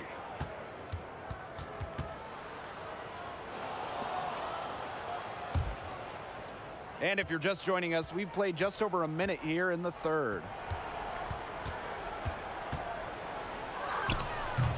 Rebound by the Aces.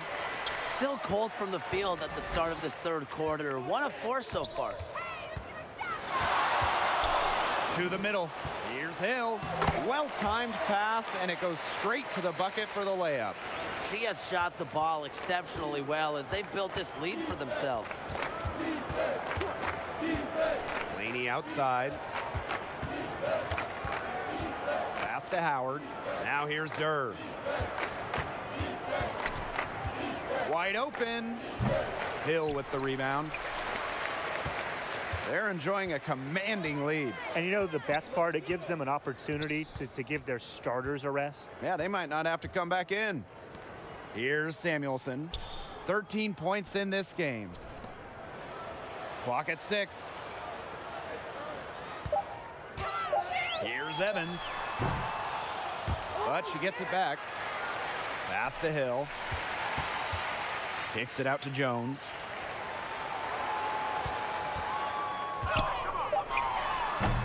Tries again. It's good, and she drew the contact on the shot, so she'll go to the line. A three-point play opportunity.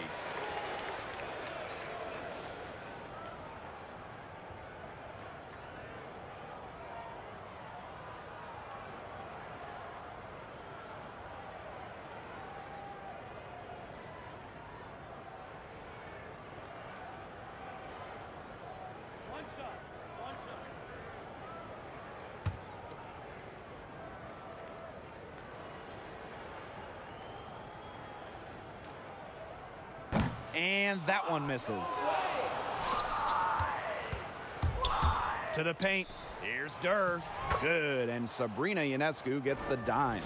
She's enjoyed a very good day shooting the ball so far. She can bring them back into this. Here's Samuelson, guarded by Durr. Here's the teardrop. Evans with the bucket. She's up to her usual trick, shooting it well, scoring a lot of points, getting them in front. Outside Durr. Pass to Howard. Uses the glass to finish the layup. The attacking mindset of Howard. When she gets a good look inside, she doesn't pass it up. One item that stood out is their ball movement. Things are definitely clicking, and more importantly, it's tough to defend. Now here's Jones, defended by Laney. Fires from 14. The putback. Great positioning on the putback. Well, we've seen that more than a few times. Easy bucket in the paint. The interior defense at that end has been lifeless, to say the least. Now here's Durr. He's got 12. Asia Durr on the wing. And it's rejected. And they'll keep possession. And they're making this a runaway. Yeah, the only question here for us to follow is how big the lead will eventually become. Pass to Samuelson.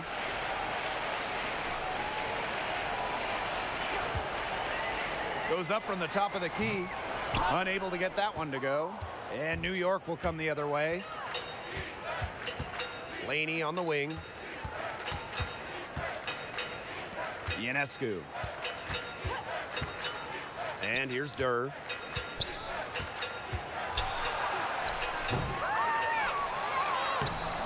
Las Vegas grabs the miss.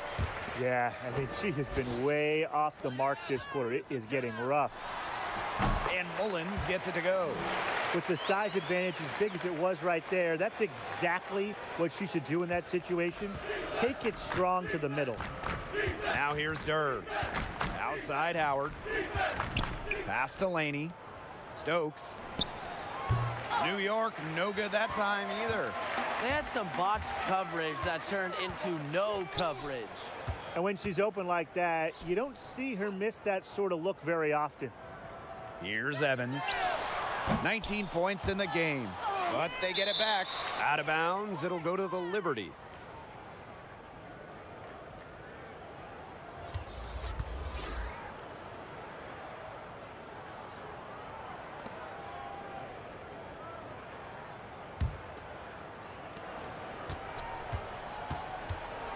Now here is Ionescu. Defense is right there. Pass to Laney. From outside the arc. Hill with the rebound. Jones outside. And so she draws the foul on the shot. A trip to the line to shoot two. First trip to the line for her here.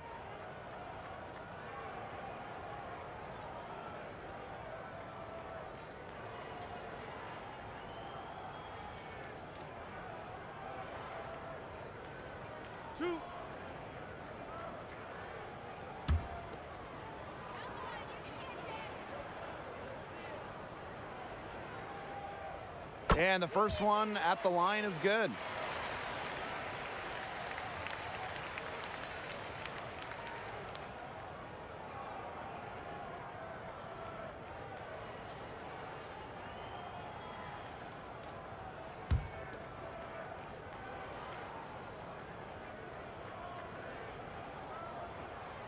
And she makes both free throws. And so it's New York with it. Chalk up two right there. And it's the Aces with the ball. Pass to Mullins. Jones. Here's Hill. Count it. And she's now 8 of 9 from the field. Now here is Ionescu. She's got 5.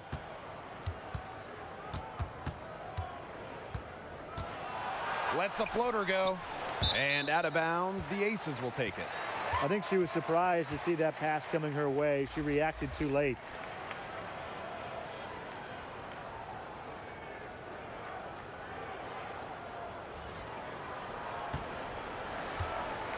Now Evans. 19 points in the game. Pass to Samuelson. Off target from outside. Now Clarendon.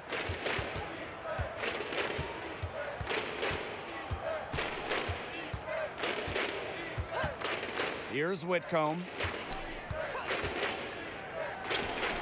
It's deflected. There's no way around it. It's been a difficult game for her offensively, and it has cost her team. Jones outside. Pass to Evans. A beautiful reverse layup. Their interior defense has been dismal.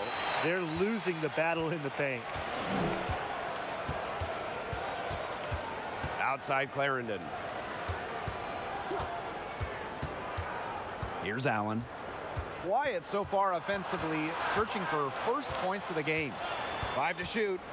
Good D, good D. Back to Clarendon. From past the arc, he can't hit that time. So Las Vegas will take it the other way. With some arc, and they pick up 2. Here's Whitcomb. Pass to Clarendon. Laney. Here's Stokes. Got her with the pump fake, just couldn't finish.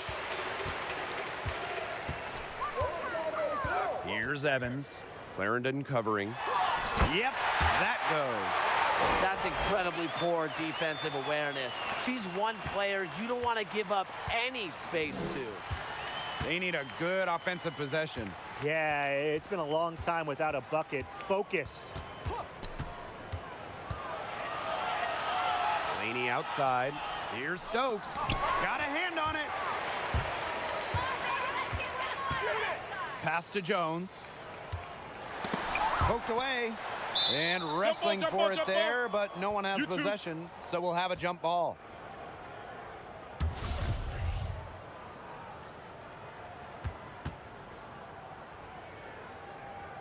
Tipped away, and it's the Aces with the ball. Here's Evans. Clarendon covering. Hits it and gets hacked. That's a three-point play opportunity. They're forcing the ball inside, and it's working like a charm. No luck needed. It is working for sure. 5 of their last 6 field goals, they've come from inside the paint.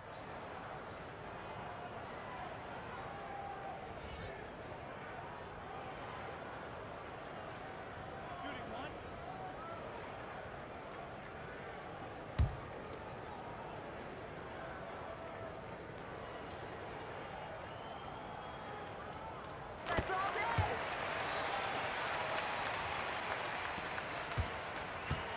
Clarendon with it.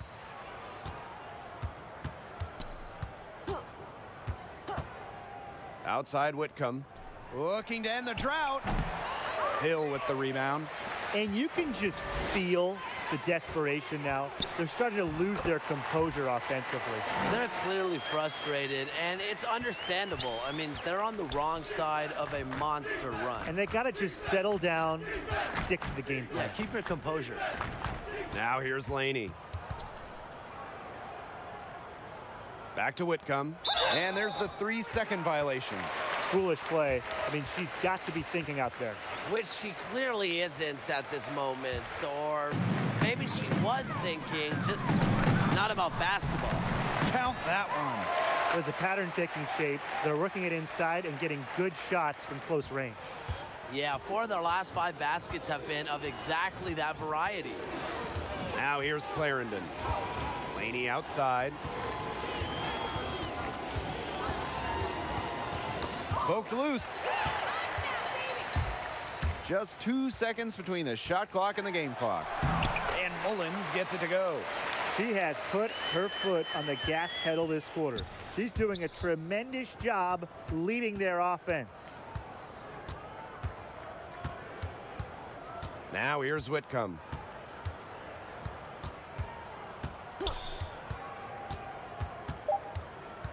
Two on the clock. It's tipped, and she recovers it. And as we conclude the third quarter, pretty much a blowout. It's been a one-sided affair.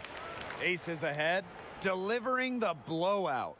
And we're just moments away from the start of quarter number 4. Stay with us.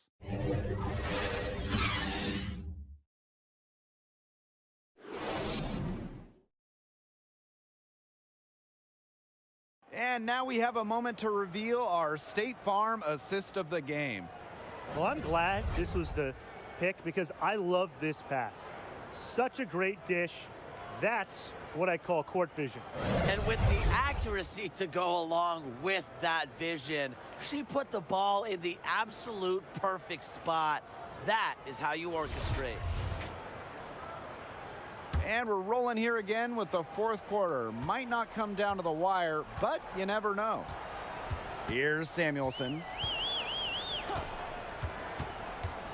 Pass to Harrison. And here's Smith. For three. Shot's good by Smith. I'm not sure that was the play they had set up, but it was too good a look to pass up. Now Jones. Now here's Laney. Here's Odom. Out to the left wing, to the inside. And so she earns a trip to the line. Official saw the contact, and she'll shoot two. Well, when you look back at the 2010s, especially the back half, we saw 5 different teams win titles in the last 6 years of the decade. Take a break. What makes the Take a break. WNBA so Two competitive? shots. Well, I think the league does a great job of evening out talent. And, you know, with that first or second overall pick, the impact that those players can have is so great that you can just quickly turn a franchise around. We've seen it in the past, whether it was players like Breanna Stewart, Candace Parker. These are players that are able to come in and have an immediate impact. Also, the playoff format, those elimination games. The length of series, they really bring some variance. Most of all, we have the best in the world competing at the highest level.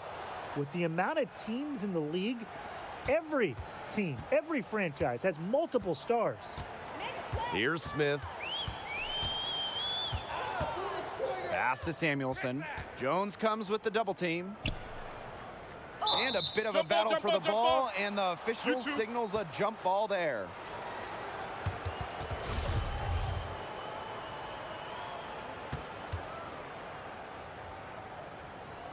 And it's the Aces with the ball. And here's Smith. Just 3 to shoot. Here's Samuelson. And that one's in too. She has missed only 3 of the 13 shots she's attempted. Outside Clarendon. Pass to Jones. Odom. Good on the bucket. Ran her defender straight into that screen to open up the lane to the hoop. And this could get even more out of hand if they continue to put up points. What a performance it's been. And here's Smith. Now Mullins. Defended by Laney. And basket is good. Got it to go through the contact. So a free throw coming up. Opportunity for a three-point play. We hear the phrase sports science, and players and their teams play a part in keeping their bodies in tip-top shape. How big of an impact do you think it makes for a team as a whole? Well, with these athletes playing year-round, you have to pay attention to recovery efforts. Studies show that sleep is the most important factor to keeping your body right. And it also comes down to not just training, but how you're training. Absolutely, making sure you are working the right muscle groups. The final piece of the pie is nutrition. You are what you eat, right? We've seen players extend their careers of late. That's the biggest impact, guys, of sports science. Yep, that one goes. A force going to the hoop. I wouldn't want Howard coming at me off the pick and roll. Goes to the hoop with a vengeance. Here's Smith. Pass to Clark.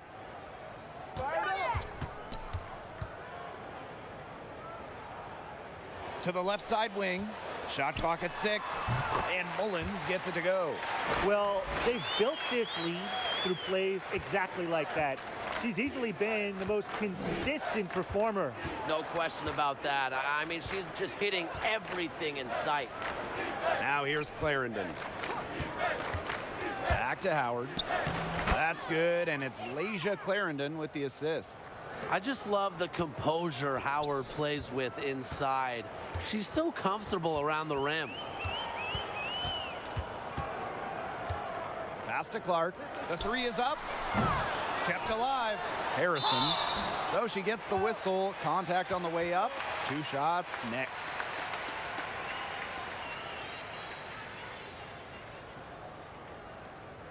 In light of the events during the summer of 2020, we've seen WNBA step up, using their platform in social justice issues such as police brutality and racial inequality.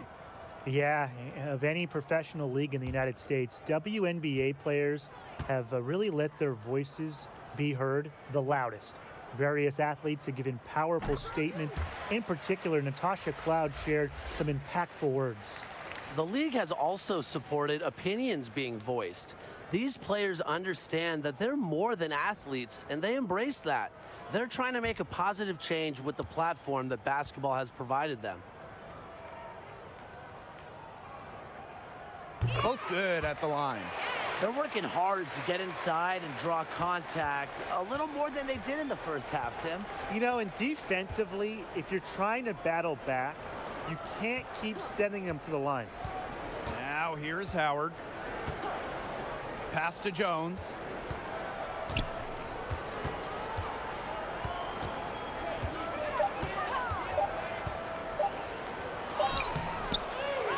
Tries again. And a foul called on the shot. Got her on the way up that time, so she'll shoot 2.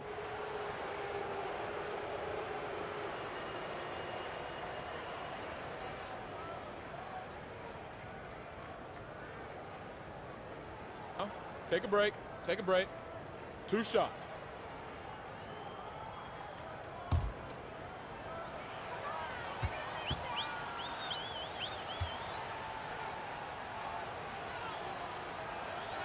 And the first one falls for her. Well, the Minnesota Lynx have the most WNBA championships out of any active franchise in the league. But which team do you think can surpass them in the next few years? I'll go with the Seattle Storm, Blake. As a franchise, they're 3-0 in the WNBA Finals, and they already won a title not too long ago in 2018. The Lynx better watch out. No doubt, Brian. But how about the Los Angeles Sparks? They play in a big market, and they already have 3 championships to their name. So I think the Sparks, they could be the team to surpass the Lynx in the next handful of years. Now here's Clark. Pass to Hawkins. It's stolen by Howard.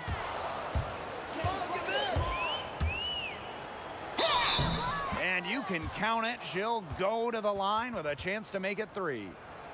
You can't let her get a shot off in that situation. Howard can finish with contact. Plus, she's a pretty solid foul shooter.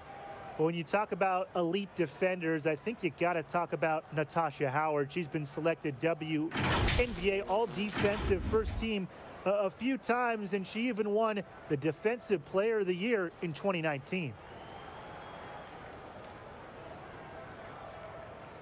One shot.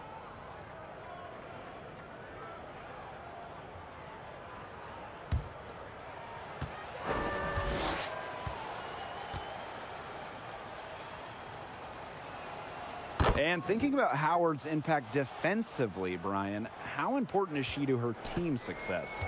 She's critical, Blake. I think every team could use a defensive anchor like Natasha Howard. Since becoming a full-time starter, her block and steal numbers have really skyrocketed. When it comes to winning games, Howard is a difference maker. Good ball movement. She put that pass in the ideal spot, and I can guarantee you her teammate appreciated it. That one goes in. They're finding lanes to the hoop every time down. 5 buckets in a row from the paint.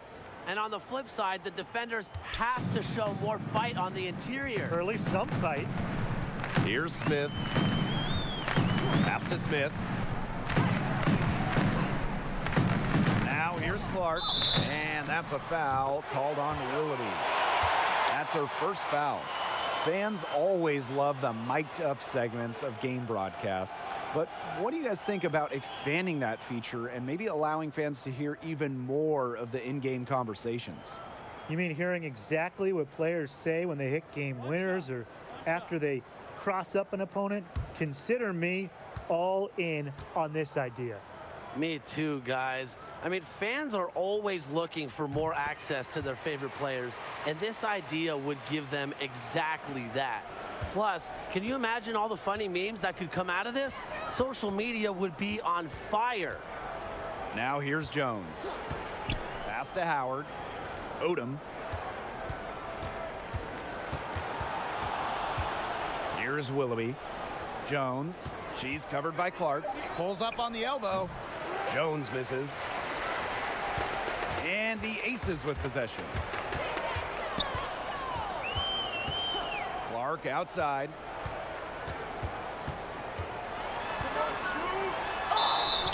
And she was fouled on the way up. 2 free throws for her. It goes on Natasha Howard.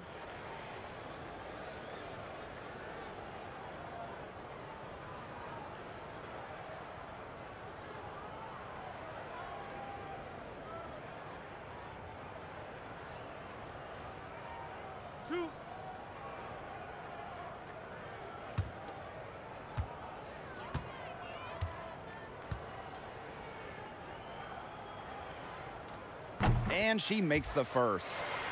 So many fantastic cities in the WNBA. Which do you think is the best to play in? That's a tough one, Blake, but if you made me pick just one, I'm just a fan of Las Vegas. There is an excitement in the city around the Aces. You also have the NBA Summer League, various youth tournaments going on in the summer. Everybody converges to Sin City for hoops.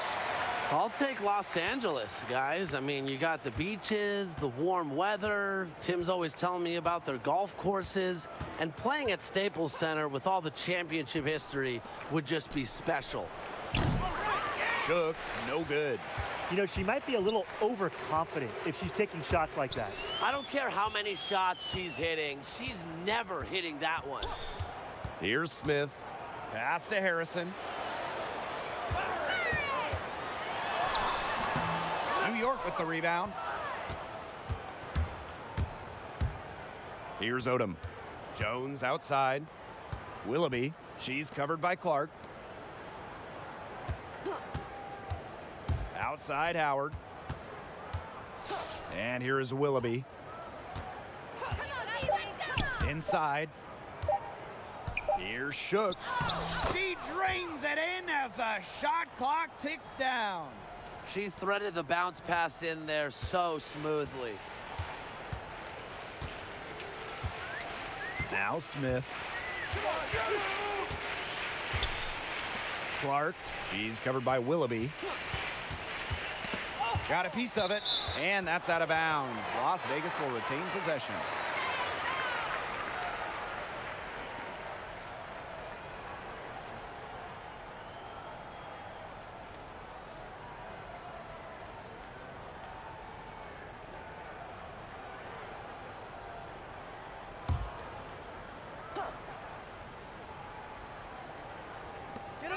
Six on the shot clock.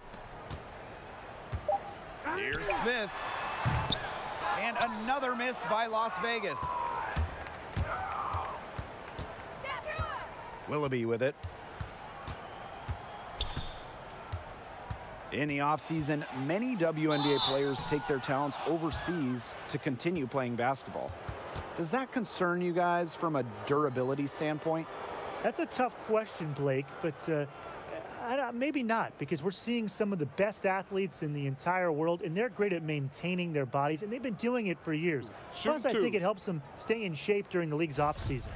Agreed, Tim. The best way to stay in basketball shape is to play basketball, right? It also allows them to develop new moves, so when the next WNBA season starts, they can't wait to hit the hardwood. I like that they haven't lost their aggressiveness here in the second half, despite the deficit.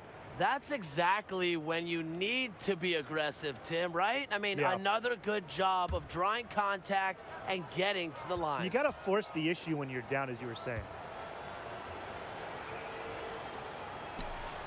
And that one goes in. 2 from the line that time. Man, they're in complete control. Everything they're doing, it's been working out. Wow. Clark outside. Harrison.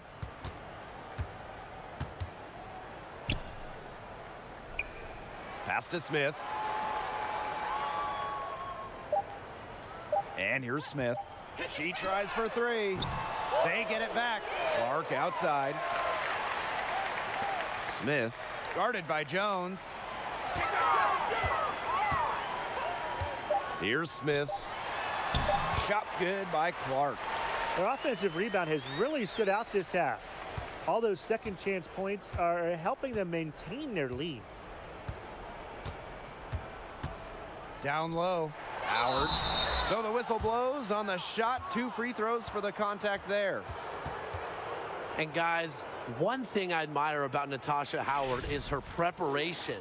She wasn't really a starter in her first 4 WNBA seasons, but things started to change in year 5. With increased minutes, she increased her production, showing she was always ready for her big moment.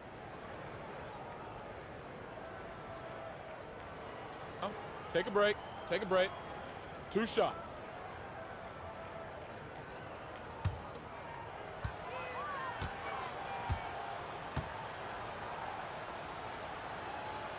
And she knocks down the first one. And talking about Howard's patience in this league, Tim, things really worked for her, didn't they? Oh, they sure did, Blake. After landing with her 3rd team in 5 years, she immediately won a WNBA championship and made all defensive first team in 2018. And the year after that, Howard was named an All-Star and the Defensive Player of the Year in 2019. Now here's Clark. Pull the trigger. Pass to Smith. Hawkins. Now Smith. And that one good. Jones with it. The WNBA experimented with 2 rule changes during the 2019 All-Star Game. The 20-second shot clock and live subs. How do you like these changes? You know me, I want offense, so it was a game for me. The game ended up 129 to 126, and I thought the 20-second timer was a fun idea, but I'm just not sure how it would work during regular season games. I'd split the difference and try out a 22-second shot clock. Good idea, Brian. Can't believe I just said that. On the hockey-style substitutions, honestly, I really liked it. Kept the game moving, but also forces players to kind of make quick decisions on who to guard and creates interesting matchups. Love to see Howard play in attack mode. You got to put pressure on your opponent and see if they can stop you.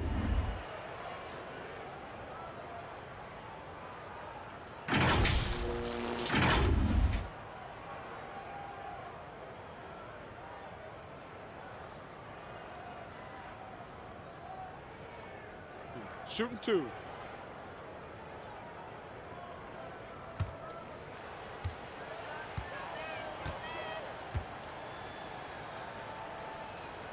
The first free throw is good. And the two-way game of Howard is impressive. A legitimate offensive threat who also defends with tenacity.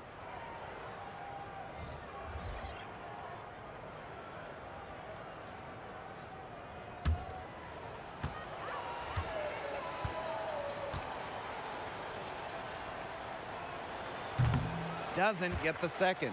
Not as productive of a trip to the line as she'd have liked. They really need all their free throws to go down at this point. Back to Clark. Pass to Smith. Just 5 on the clock. The tray. And the 3 ball is good. Since the start of the 4th, Brian, that 3-point shot has really been there for them. Yeah, doing an excellent job, Tim, of finding the open teammate on the perimeter this quarter. The 3-pointer is a major weapon for them right now. Now here's Jones. It's hauled in by Harrison. And here's Smith. Pass to Smith. Now Smith. Here's Harrison. Free throw line jumper. That one doesn't drop. Now here's Jones.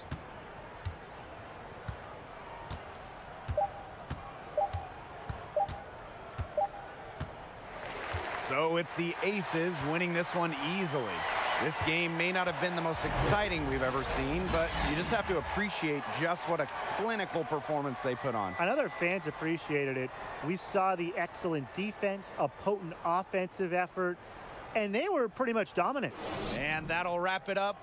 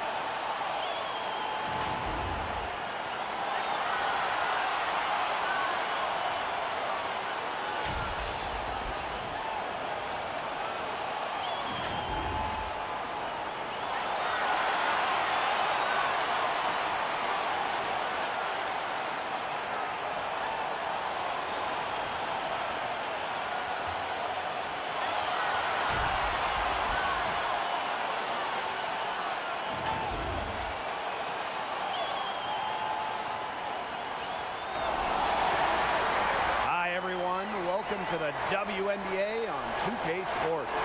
And on tap tonight, it's the Indiana Fever going up against the New York Liberty. Joined by Brian Banafitemi and Tim Swartz, I'm Blake Suniga, and we are so glad you've joined us tonight.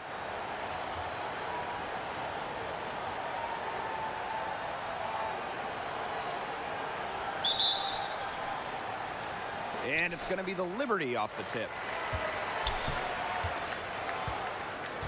And here's Ionescu. Outside Howard. The three-pointer, no good. Well, when I think of Howard's winning mindset, I'm reminded of her back-to-back titles in 2017 and 2018. The most impressive part is that she did it with two different teams, proving that when you think Natasha Howard, you think championship mindset no matter where she plays. Laney, right side. Rejected by Tierra McCowan. Mitchell, shots good. And speaking of Howard's back-to-back championships, Brian, how tough is that to accomplish from a mental standpoint? It's real tough, Blake. The grind of the postseason is no joke, and it challenges every player that experiences it. However, Howard has shown the ability to stay locked in during the game's biggest moment, and that kind of experience is invaluable in the playoffs. Howard, that's good. We've seen this before. Howard playing with some power down low, pushes right past the contact to the bucket. Lavender outside. Pass to Mitchell. McCowan with the ball. Here's Mitchell. No good with the layup. From the arc. Offensive board. Good work defensively by Tierra McCowan. And now they're 1 for 5 to start this game, having trouble getting it going. Mitchell left side. Pass to Mitchell. Let's go with a three. Hits the three-point bomb. Tremendous vision from Mitchell to spot the wide open teammate. That kind of unselfishness is contagious. Ionescu outside. And there's the whistle. Fouled hard on the shot and will go to the line. That one on Robinson. After 21 triple-doubles in high school, Sabrina Ionescu topped that number and everyone in college history with an eye-popping 26 triple-doubles over 4 years. The 5'11" super guard more than doubled the second highest total in men's or women's college history. And she knocks down the first one. And for Sabrina Ionescu, she had 8 triple-doubles during her senior year alone. And one of them was very special, with Steph Curry and his daughters sitting courtside. Sabrina had a triple-double close to her hometown of Walnut Creek in Northern California. A great moment for Ionescu, a big Warriors fan growing up, who describes Steph as a big brother. Now here's Robinson. Pass to Mitchell.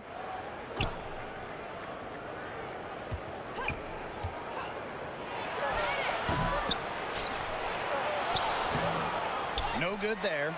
Just not the quarter she would like to have when you talk about shooting the ball, but hopefully she can turn it around. Tries it from 16. She's now 1 for 2 with that bucket. Really using her height there. And she had the nice, soft touch on it, too. What a play. Pass to Mitchell. The inside a little too congested for her to get her usual touch on that shot. Howard, that's good. Well, you like to give maybe a degree of difficulty bonus there for Howard. Great concentration to put it through the hoop. Now McCowan. Mitchell outside. And foul called as she misses, and she's going to shoot 2 free throws. Well, before Kelsey Mitchell was selected second overall in 2018, she carved out one of the best college careers of all time. The lefty guard shattered the collegiate record for 3 points made, breaking the record in the first month of her senior year.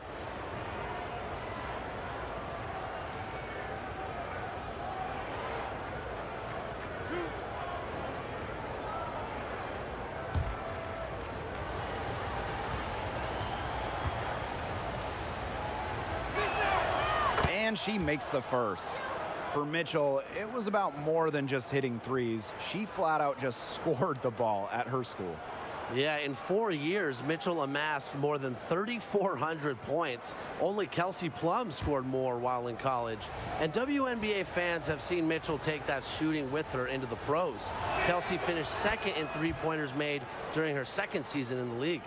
Well, some teams already not getting the start they hoped for. Tim, how demoralizing is an early season slump?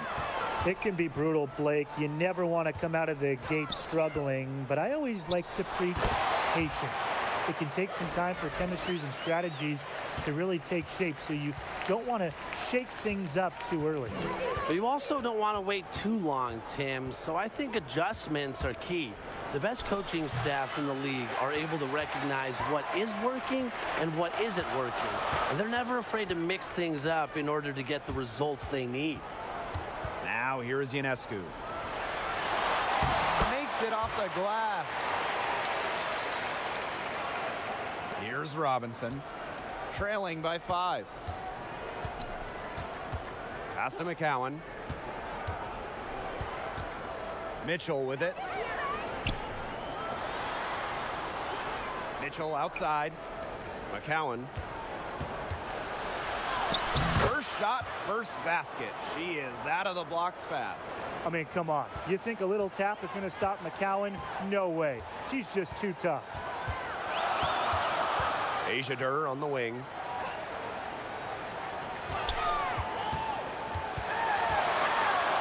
Rejected by Tierra McCowan. Out of bounds. Liberty ball as New York keeps possession.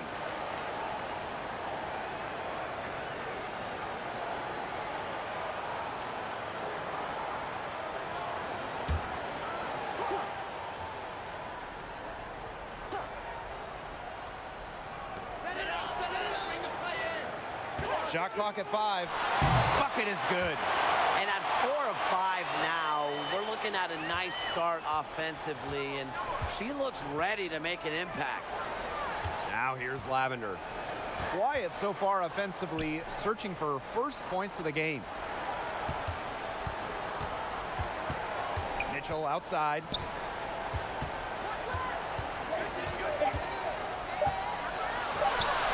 It's through for her second basket. She's now 2 for 6. What control from Mitchell there. Even with the contact, she stays with it. Have to admire that kind of effort. Now here's Ionescu.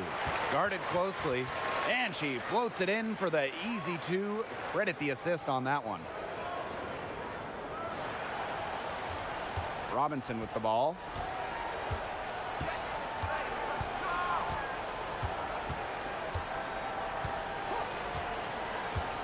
Pass to Lavender.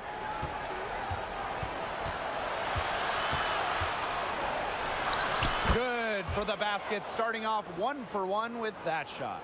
One of the most physical players in the league. Lavender, not to be denied by a bump.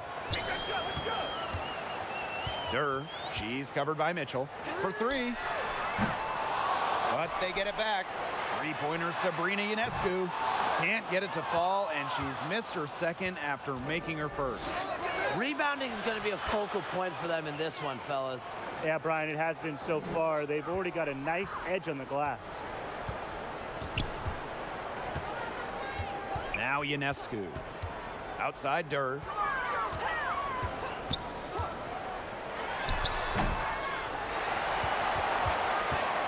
Second chance shot. And it goes as the official calls the foul. Count it, and she'll shoot one more at the line.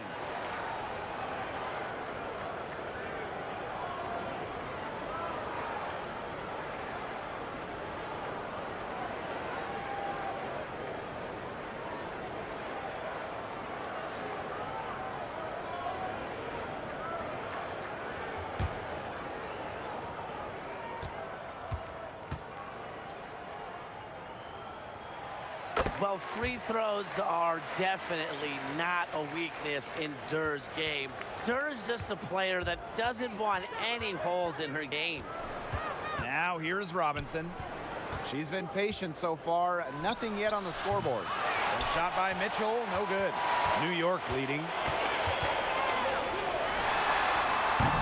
Offline with the three. Now here's Robinson. Pass to Mitchell. Mitchell outside. Clock at 6. And she tries off the glass, but it's no good. Ionescu has it. Robinson covering. It's stolen by Tiffany Mitchell.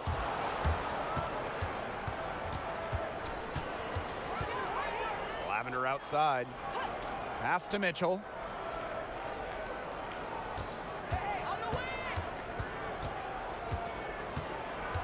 Five on the clock. Poked loose. Stolen by Sabrina Ionescu.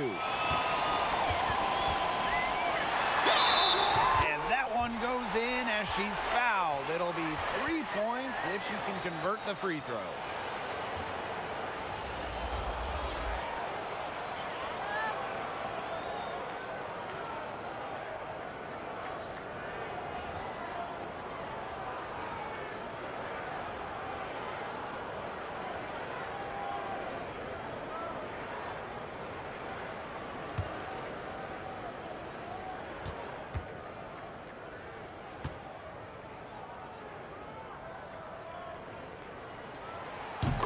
'20's #1 draft pick, Sabrina Ionescu, is an exciting talent.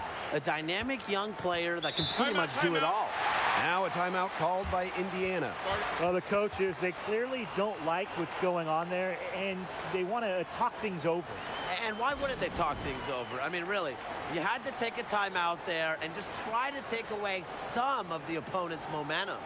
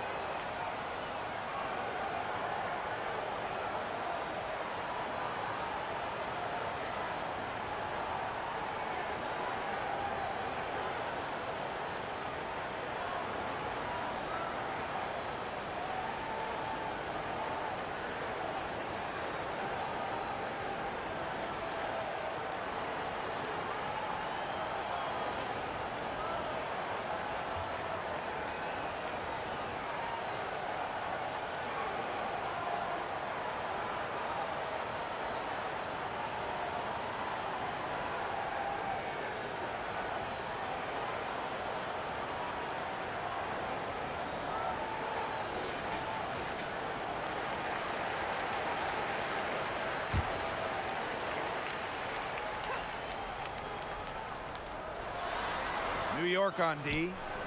7-point differential. Pass to Mitchell. Stolen by Sabrina Ionescu. Wide open look. Second shot opportunity. The shot, no good. Some solid defense from Jontel Lavender. And already a very lopsided edge on the boards for them. Yeah, they're +5 in rebounds. That did not take long. And the play stops. Whistle on what looks like an illegal screen. Good call there. Her feet still moving when she set the screen. And she sort of lowered her shoulder into her, too. A move you perfected, actually. But they were going to get her there one way or the other. Durr, she's covered by Mitchell. Ionescu outside. Ball's knocked loose. Here's Mitchell. You know, once she gets a step on you, Mitchell uses her body well to get to the line. Hard to stop the crafty lefty. And she'll take her third and fourth free throw shots of the night.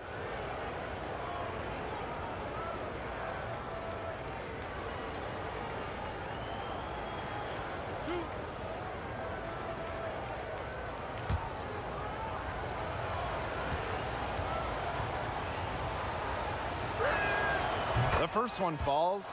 The second overall pick by the Fever in 2018, Mitchell came into the Wnba with a reputation as an incredible scorer.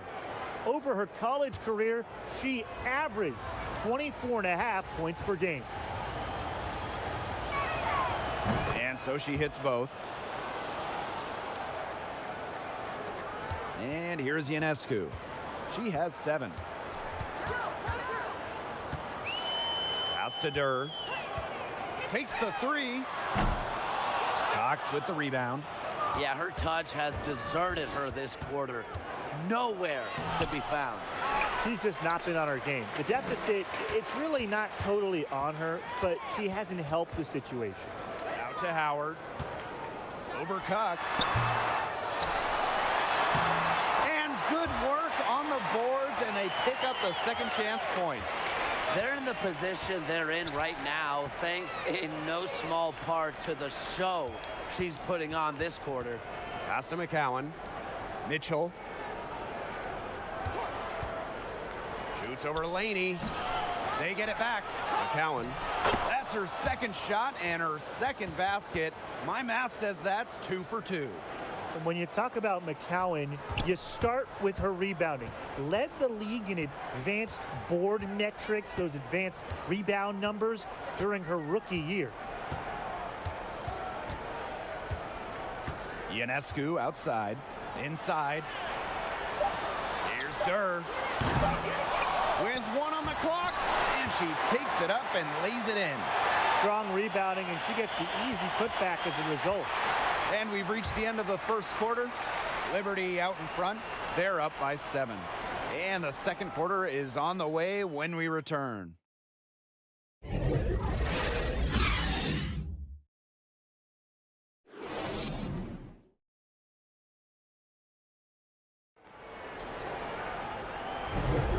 And now the second quarter just getting set to begin. And taking a look at the Liberty performance here. Guys, what are your thoughts? I love the hustle they're showing here in the first. It's showing up on the scoreboard, too. A lot of second chance points. And as you said, it's due to their hustle.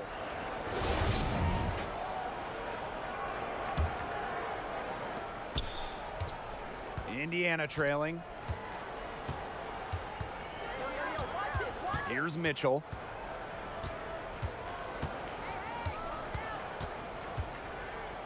Goes up at the stripe, and that one comes up a bit short. She kind of short-armed that shot after doing a nice job of getting open. That one goes in. They need to get way more disruptive defensively. They just can't keep allowing these easy buckets. You know, get a little physical, show some effort. Defensively, that's job number 1. Effort, nothing easy inside. Now here's Vivians from deep. Comes out of the gate empty. Yeah, she's got a great stroke. I mean, that one almost dropped. Yeah, we've seen it a lot of times that she'll hit those shots no matter how tight the D is. And she'll shoot free throws. Clearly fouled on the shot that time. The whistle blows. Smart play by Ionescu, using the threat of a shot to get to the line. And she's shooting free throws number 4 and 5 here.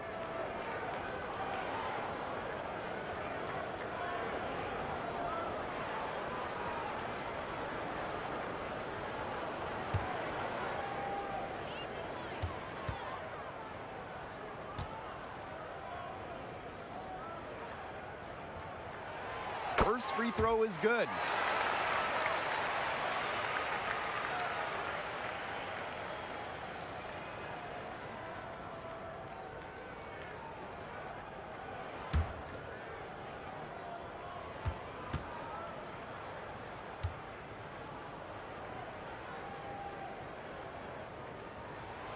And that's good as she hits both shots. Here's the Fever with the ball. They trail by 11. Just over a minute has passed here in the second quarter. Knocked loose. Mitchell outside. Down to 5 on the shot clock. Free throw line jumper. And it's off the back of the rim. No good. You got to give them credit for the job they've done on the boards. Well, guys, they've done a lot of things well, but their rebounding is right at the top of the list. Now here's Ionescu. And there it is. not ignoring the middle part of the court. The more of these that Ionescu hits, the more space she'll get to operate. Here's Wnba. Still getting warmed up offensively. No buckets yet in the game for her. Outside Durr. Pass to Howard. Out to the wing. Quarter 2, and we're about 2 minutes in. Here's Wnba, covered by Ionescu. Now here's Mitchell. Victoria Vivian's on the wing. And lots of contact there. Missing the shot, and we'll shoot 2 at the line. It goes on Natasha Howard. And she's got her first free throws of the night right here.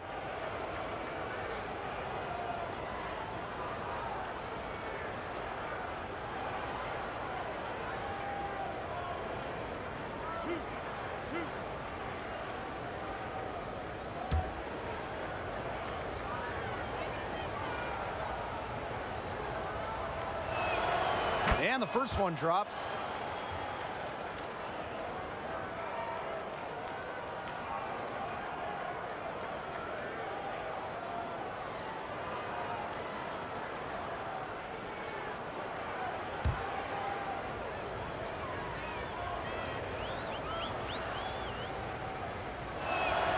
She's perfect from the line this time.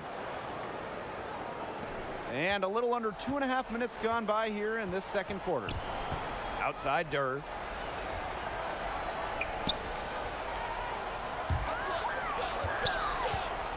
McCowan with the double team. From outside the arc.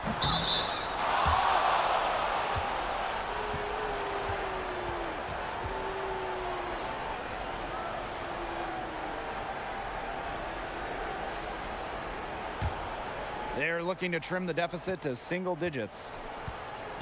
Pass to Vivians. Cox. And here is Wnba. Deflects the pass. And they're pushing it up. Here's Laney. Good, and Sabrina Ionescu gets the dime. Great read by Ionescu at just about 6 feet. Sabrina is pretty tall for a 1. She's able to see the whole court. Mitchell outside. Pass to Wnba. Cox, left side. On the wing, Kelsey Mitchell. Got a piece of it. So many games are decided by which team wins the rebound battle, and that's how true in this one, Tim. Yeah, Timeout, Brian, timeout. their effort on the glass, it has given them the advantage. It's made a difference without question. Now a timeout called by Indiana. Yeah, I think the head coach saw too many easy buckets coming from inside and wanted to put a stop to it. I would think so. I would think so. If they keep giving up the kind of easy looks inside that they have been, they're in big trouble, Tim. And they're going to change something up. Let's see what they do.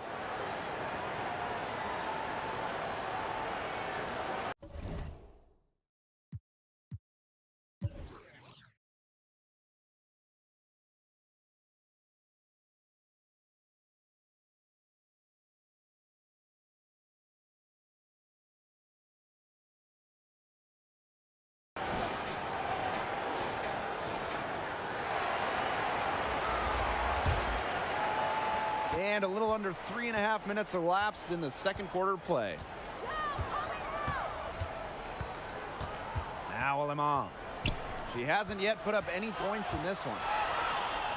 Got a hand on it. And here comes the break. Ionescu gets the bucket. And their shooting really starting to pick up here in the second quarter. That ought to help them increase their separation. Impressive offensive output. Here's Wnba. Pass to McCowan. And here we go again. The Liberty on the break. Laney's shot is off. And if they're going to make a run, there's no time like the present. Well, we certainly expected a better game than this. It really has not been a pretty picture. Outside Vivians.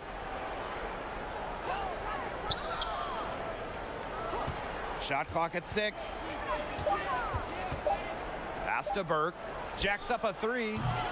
Rebound, New York.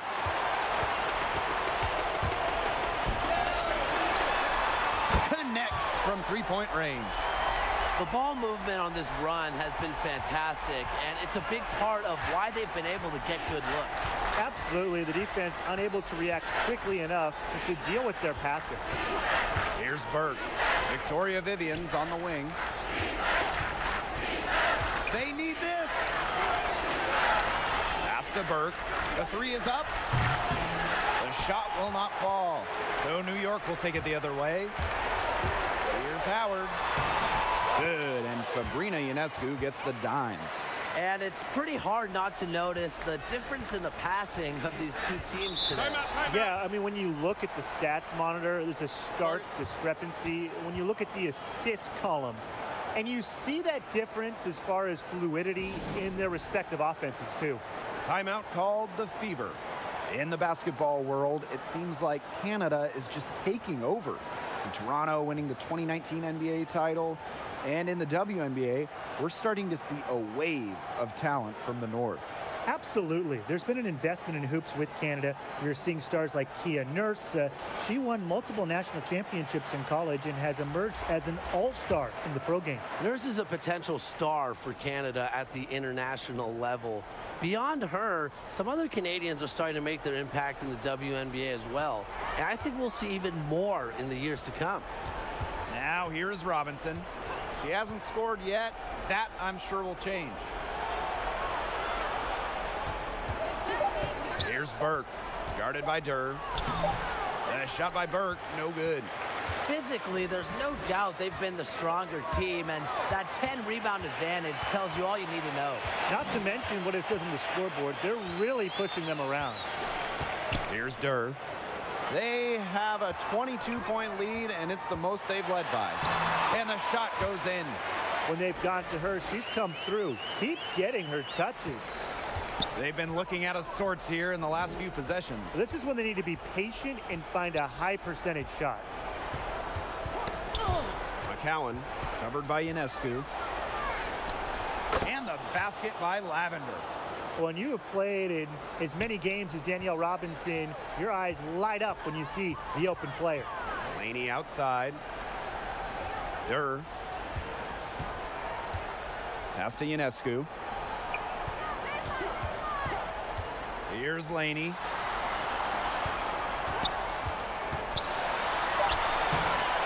Some solid defense from Jontel Lavender. And it's the Fever ball. And they could use a big shot here to get this offense going. Yeah, too many empty possessions. I mean, it's simple. They need points. Now here's Robinson. To the inside. Here's Lavender. No good on the shot. A bit long that time. To the paint. And she uses the glass on the layup. There's a pattern taking shape. They're working it inside and getting good shots from close range. Yeah, 4 of their last 5 baskets have been of exactly that variety. Now here's Lavender. Robinson. McCowan inside. An easy 2 points on the layup. Well, this is where she's going to make her money professionally. 6'7", with touch. McCowan will score points in the paint for years. Ionescu has it. Robinson covering. For 3. And it's Lavender with the rebound. Yeah, the great shooters, they know when they've got enough opening to go for the 3. I didn't think it was a bad choice there. Yeah, not very good defensive coverage that time. The D got lucky. Pass to Burke. Vivian's with the ball. Lavender outside. Fade away. Robinson, no good. She did the right thing to try the fadeaway with the D all over her, but a hard one to sink. Well, guys, I'm really impressed with the growth of Natasha Howard's offensive game. Her scoring numbers have increased in recent seasons, and she's even added a three-point shot. I can't wait to see where she takes her game next. Now here's Robinson. Looking for her first basket still in this one. Pass to McCowan. Vivians. Back to McCowan. Shoots the three. That shot off the mark. And it's the Liberty taking it the other way. And with how much Howard's offensive ability has improved, how important is it to continue adding to your game? It's absolutely necessary, Blake. With how much teams these days are scouting opponents, you always have to hit them with new moves. Howard's flashed her potential as a serious scorer, and I expect her to keep that up. Now here is McCowan. She's got 6. Howard with the ball. Here's Laney. That falls. Nice feed that time from Natasha Howard. We're seeing some good ball movement out of them. Definitely. 10 of their last 12 points have come off assists. 8-second difference between the shot clock and the game clock. Now here is McCowan. Pass to Robinson. Victoria Vivians on the wing.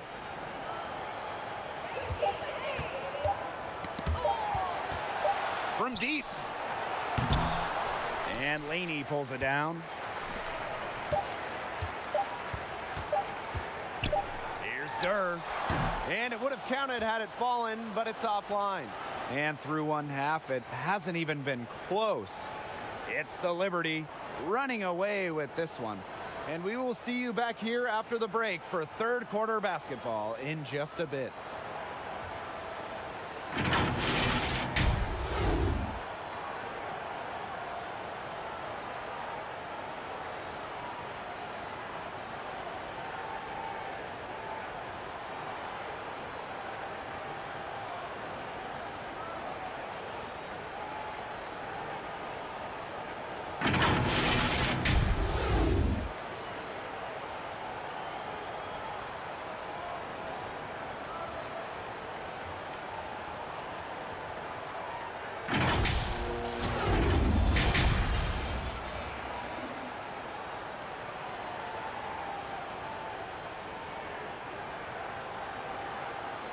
Getting back to the action now. It's been a one-team show so far, but we'll see if that changes.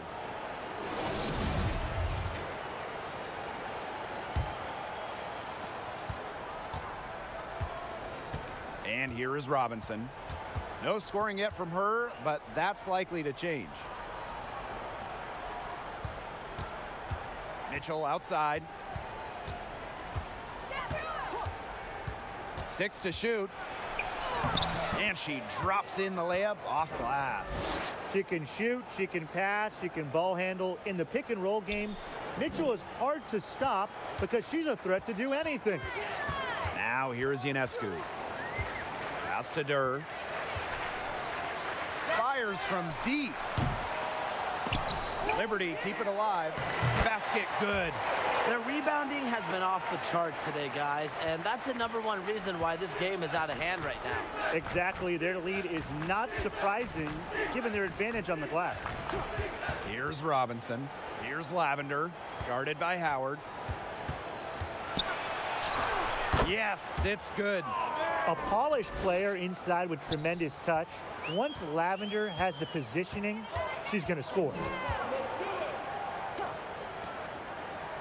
McCowan defending.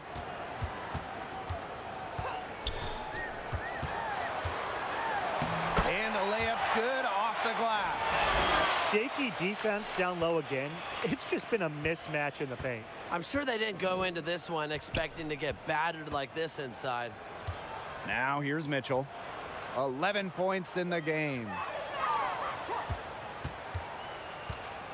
Now here's Mitchell. He's covered closely.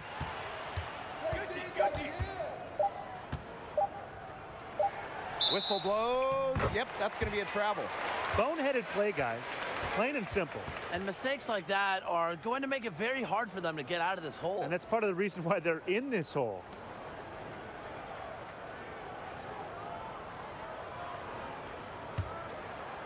They're enjoying a commanding lead. And you know the best part? It gives them an opportunity to give their starters a rest. Yeah, they might not have to come back in. Here's Durr. From outside, off the mark. You know, you watch her and you see her mechanics are totally out of whack right now. She's lost all feel for her shot. Yeah, and it's not hard to tell. You know, just look at her numbers right now. Nothing is going down for her. It's stolen by Tiffany Mitchell. Pushing it up.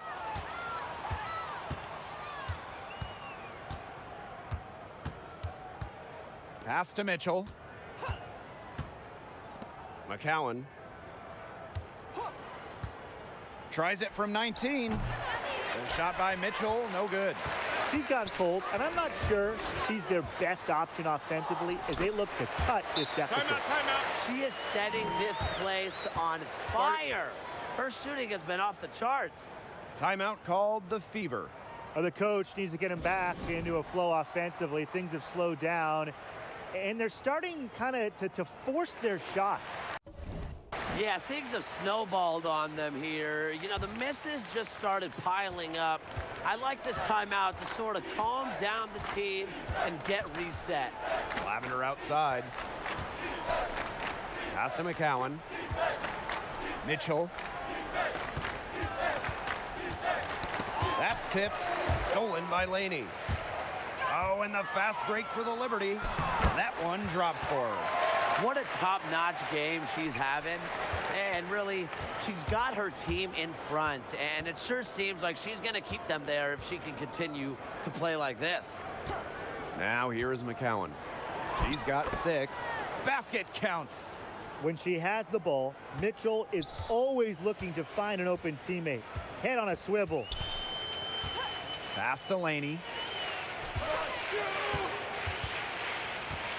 Second half here, and we're just over 3.5 minutes into it.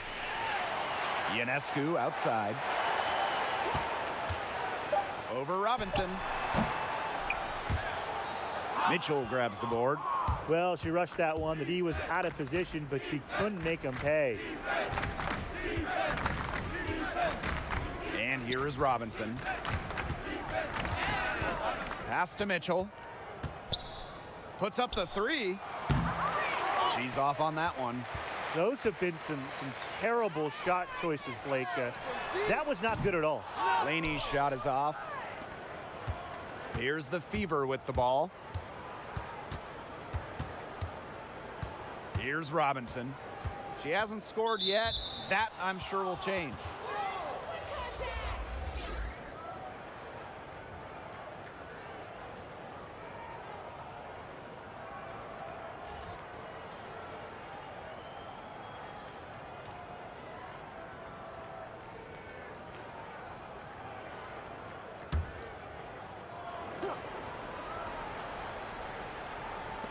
On defense, New York. Their defense has only allowed 6 points in the second half. Ionescu outside. Misses the 3. Mitchell right side.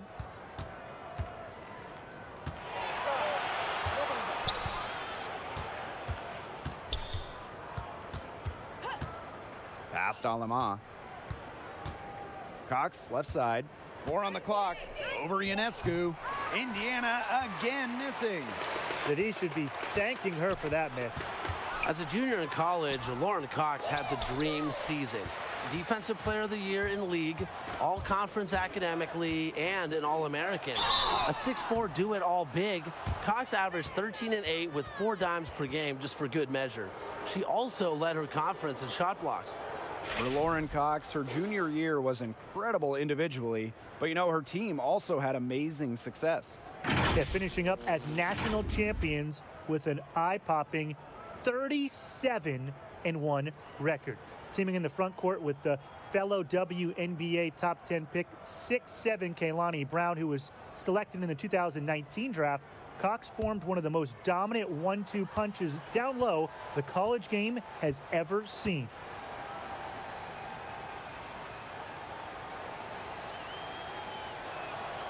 The first free throw is good. Well, dependable players like Tiffany Mitchell really lift your team. You can count on her to work hard and produce points.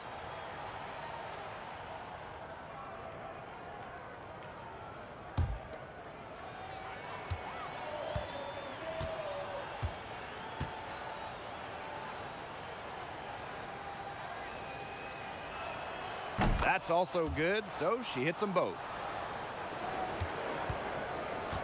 And these guys have had some good motion on offense. Nice assists. When everybody's involved offensively, it's in a way helping you defensively too. You can't get into much better position for the three-pointer. Just didn't get it to fall. Mitchell outside. And she drops it in from the low post. You'll see her hit from very deep, but she isn't a one-trick pony. Mitchell has the skills plus toughness to score inside too.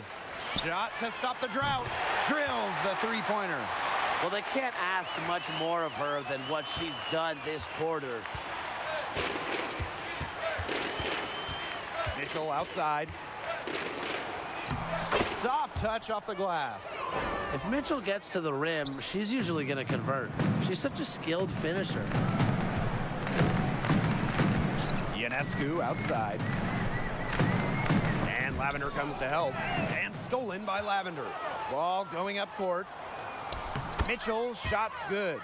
Yeah, and the floor really opened up for her there. And that was not a good reaction from the defense. Yeah, they look real slow. Laney on the wing. She has not been able to get into that groove yet, guys, but as a whole, it really hasn't affected the team that much. Now here's Mitchell. 10 points for her. Count that one. They're going on a nice little run here. And getting to the rack has been the key. They're getting point-blank looks time and time again. Here's Ionescu. Here's Durr. And again, it's the Liberty missing. She's trying to shoot her way out of it. They have the lead. She might help by being a little bit more selective tonight. And the foul called on Sabrina Ionescu. That is her first foul of the game.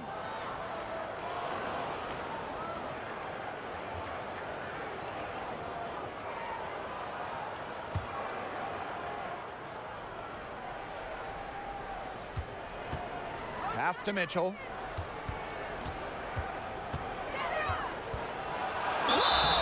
So she gets the whistle. Contact on the way up. 2 shots next. But Nigel Laney picks one up. When I think of crafty scores, I think of Tiffany Mitchell. She's so good at keeping defenders guessing. On the night, she's 2 for 2 at the stripe.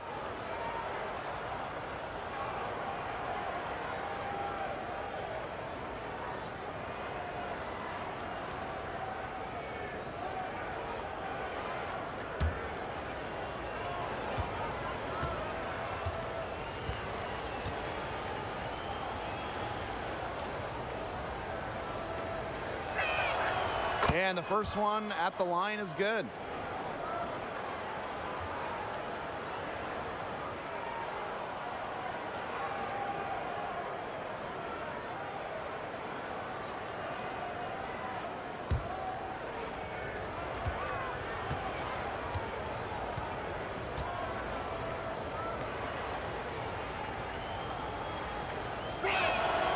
That one misses. She's done a much better job of getting to the line here in the second half. Remember, she didn't get there once in the first. Laney, she's covered by Mitchell. Here's Howard. The shot's good. She is a coach's dream, guys. Absolutely tireless. Never gives in, never gives up. And that's what it takes to be a great offensive rebounder. Here's Alema. Looking for her first basket still in this one. Here's Cox. Beautiful dish, and the layup goes down. And now we see them really working it inside. Yeah, getting quality looks around the rim. That's fueling this run. Now here's Ionescu. 15 points in the game. Out to the right wing. Back to Howard. Plenty of space.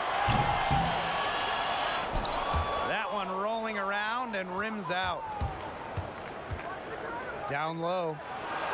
Alemang, good. They've been getting it inside at every opportunity, and they're getting excellent results.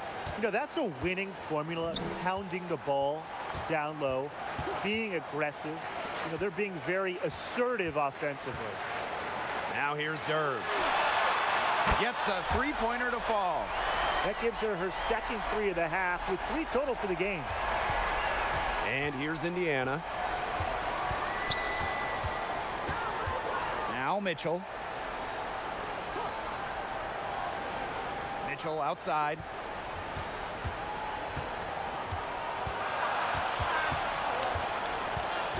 Four on the shot clock. I'll bet you haven't seen too many rebounding efforts like this. It takes an extraordinary combination of talent and desire to put in the kind of performance she has today. They've looked terrific in transition today. That's had a lot to do with their success. It has. They've done a good job recognizing anytime they've had numbers and then taking advantage. We've seen it again and again.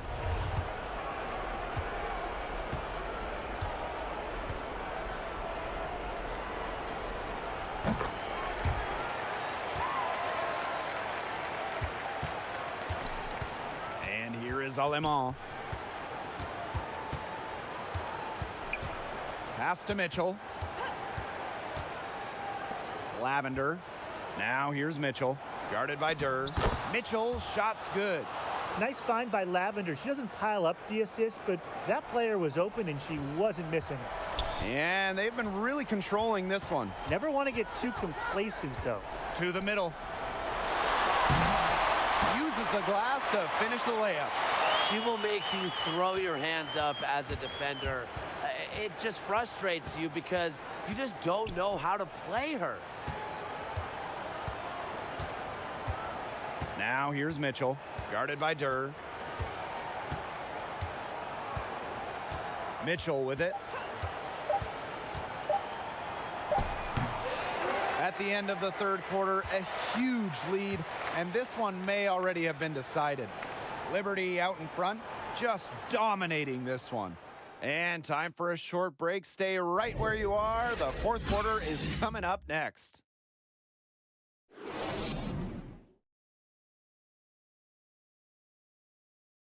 And it's time now to bring you our State Farm assist of the game. This definitely deserves the prize. She read the defense like a point guard and put that pass right on the money. That's just some real versatility coming from her, not something that the majority of them possess.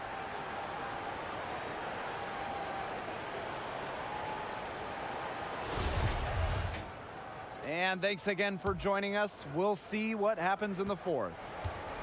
And it's New York's ball. Make a play, come on! Here's Johannes. Pass to Jones. Allen.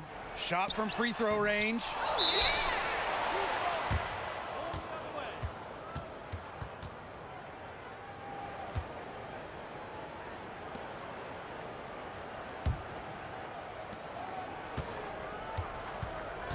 Now Doyle. Vivians. Now McCowan. Guarded by Howard. Here's Burke. And a foul on the shot. She'll go to the stripe for two. With the explosion of the three-point line, guys, some have wondered about a four-point line in the game. What do you think about that? Call me crazy, Blake, but I actually like the idea. The three-point line is so mainstream nowadays, so why not spice things up and reward players who have that kind of limitless range? I'm sure the introduction of the three-point line ruffled a few feathers back in the day. And I think a four-point line would excite fans and make for some awesome action and some insane comebacks.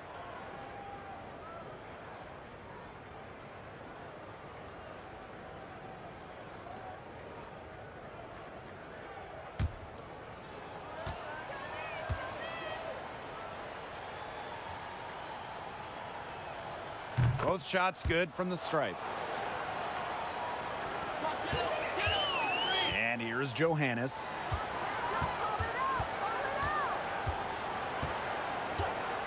Over to the left wing. Jones outside. The tray sinks the triple. And add another three-pointer to their second half total. They came out of the break dropping bombs and are just not letting up. You love to see that. Here's Doyle. A little over a minute of the fourth quarter gone now, and Cox gets it to go. After a horrible half of shooting, they've rebounded here in the second. Here's Johannes. The floater, and she lays it up and in. The teardrop is one of those, oh no, oh no, oh yes, shots. First minute and a half of basketball played here in the fourth quarter. McCowan inside. Pass to Vivians. That shot missing. So New York will take it the other way. The shot from the low post is good. Performing at such a high level. They've got her to thank for this lead. Second minute off the clock now in the fourth. Here's McCowan. Lets it fly. Score the bucket.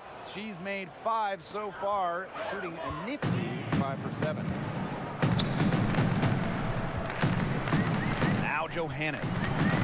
Pass to Jones. In terms of WNBA fandom, amongst the biggest admirers of the league are NBA stars.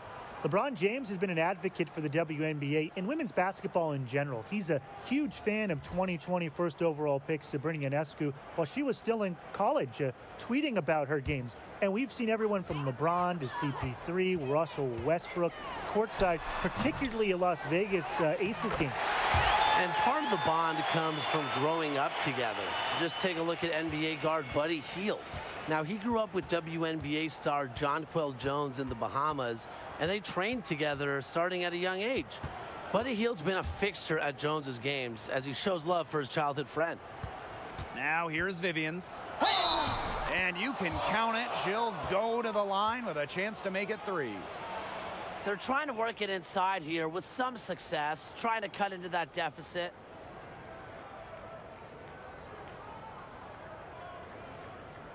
The Liberty making a switch here.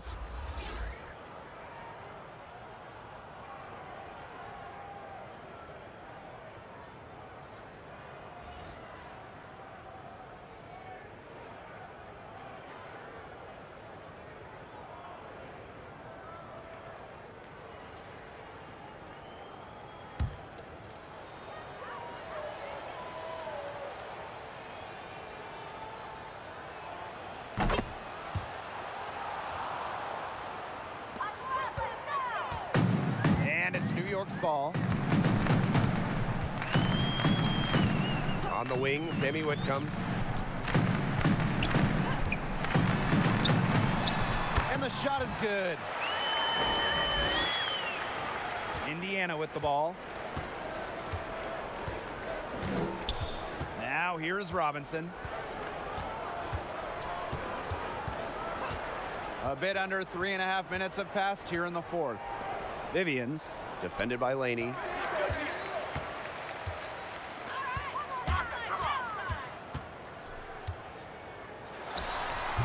It doesn't go for her. Good work defensively by Victoria Vivians. Well, thus far, they managed to overcome an off game from her offensively.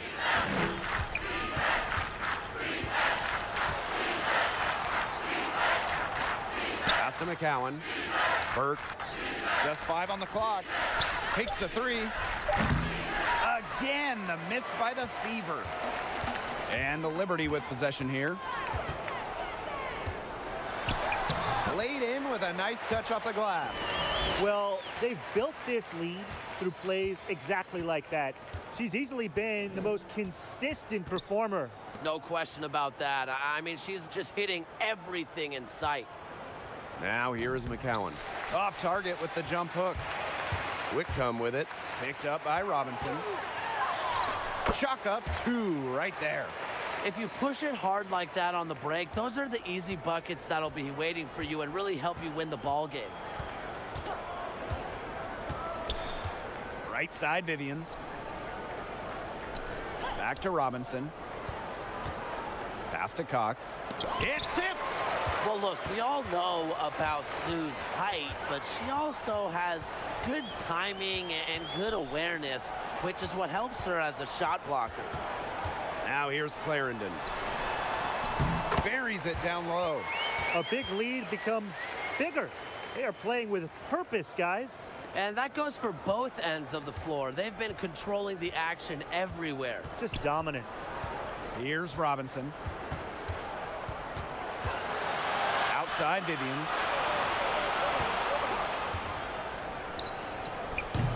They've gotten a lot of extra possessions because of their rebounding edge. It's been a lot, and I think it's made the difference in this game because they've done great work on the boards. Here's Whitcomb. And again, it's the Liberty from deep. That's now 7 straight points for them coming from fast breaks. And they're making it look easy, running it down their throats in transition. Pass to McCowan. Vivians.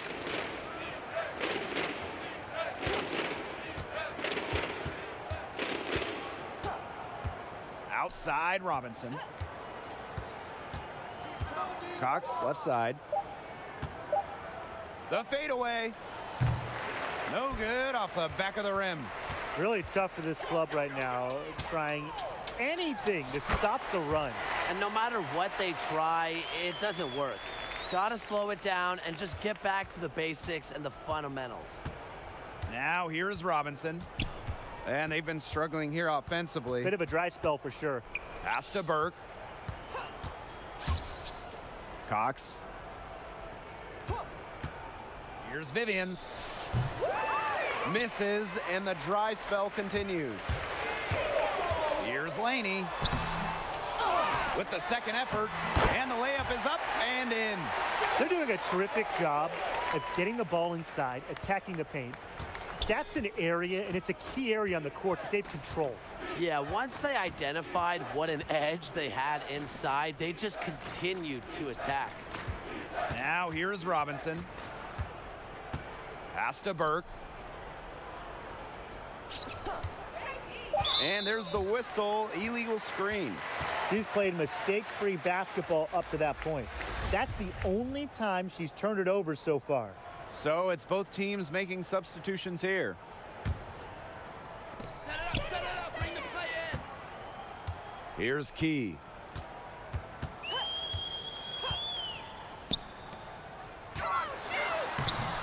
And she banks in the layup.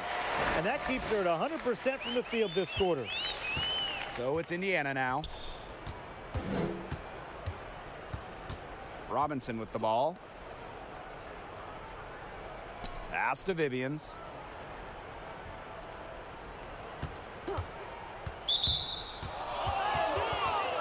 Both teams will make substitutions.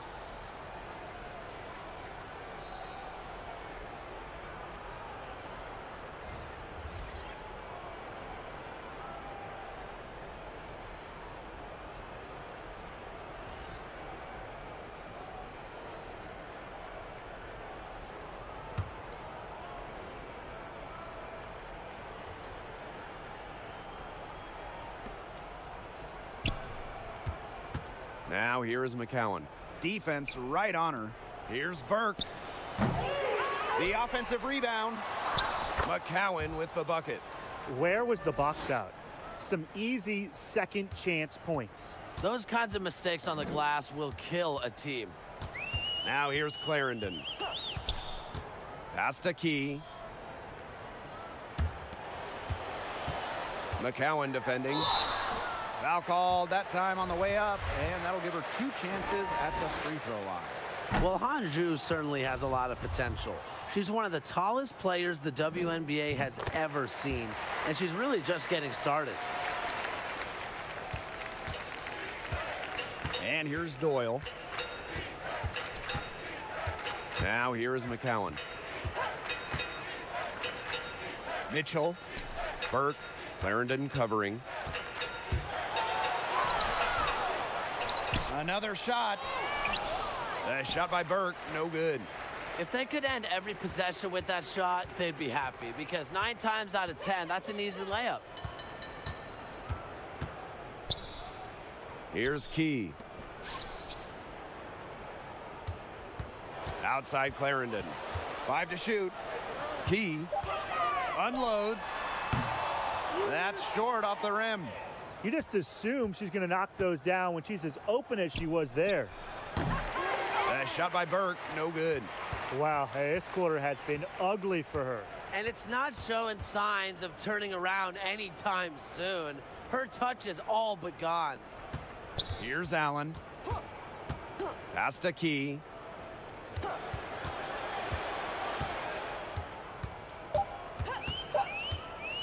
And here's Clarendon. She's guarded by Lavender. New York, no good that time either. Indiana with the ball. Inside. McCowan with the bucket. That's the type of lead pass we've really come to expect from her. And they're making this a runaway. Yeah, the only question here for us to follow is how big the lead will eventually become. About 3 seconds between the shot clock and game clock. And there's the whistle on the shot. Took the foul, shot misses, and she'll shoot 2. Can you imagine defending Sue without fouling? With her physical frame, you might need a 4-leaf clover. Good luck.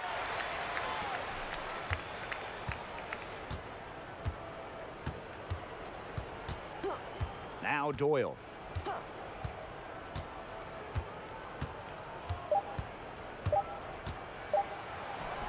It's good. That's a difficult shot in the face of a defender that just towers over him. Well, she loves proving people wrong, which is just what a mismatch like that gives her the chance to do. And so New York takes this one by a big margin. It was a tale of 2 teams tonight, one in total control, operating flawlessly, and the other just searching for answers that they never found. The energy here was just tremendous. Fans involved from the get-go. Once they started to really pour it on, it was fun to see that rhythm, the flow of the game. What a treat. That'll do it for our broadcast, everyone.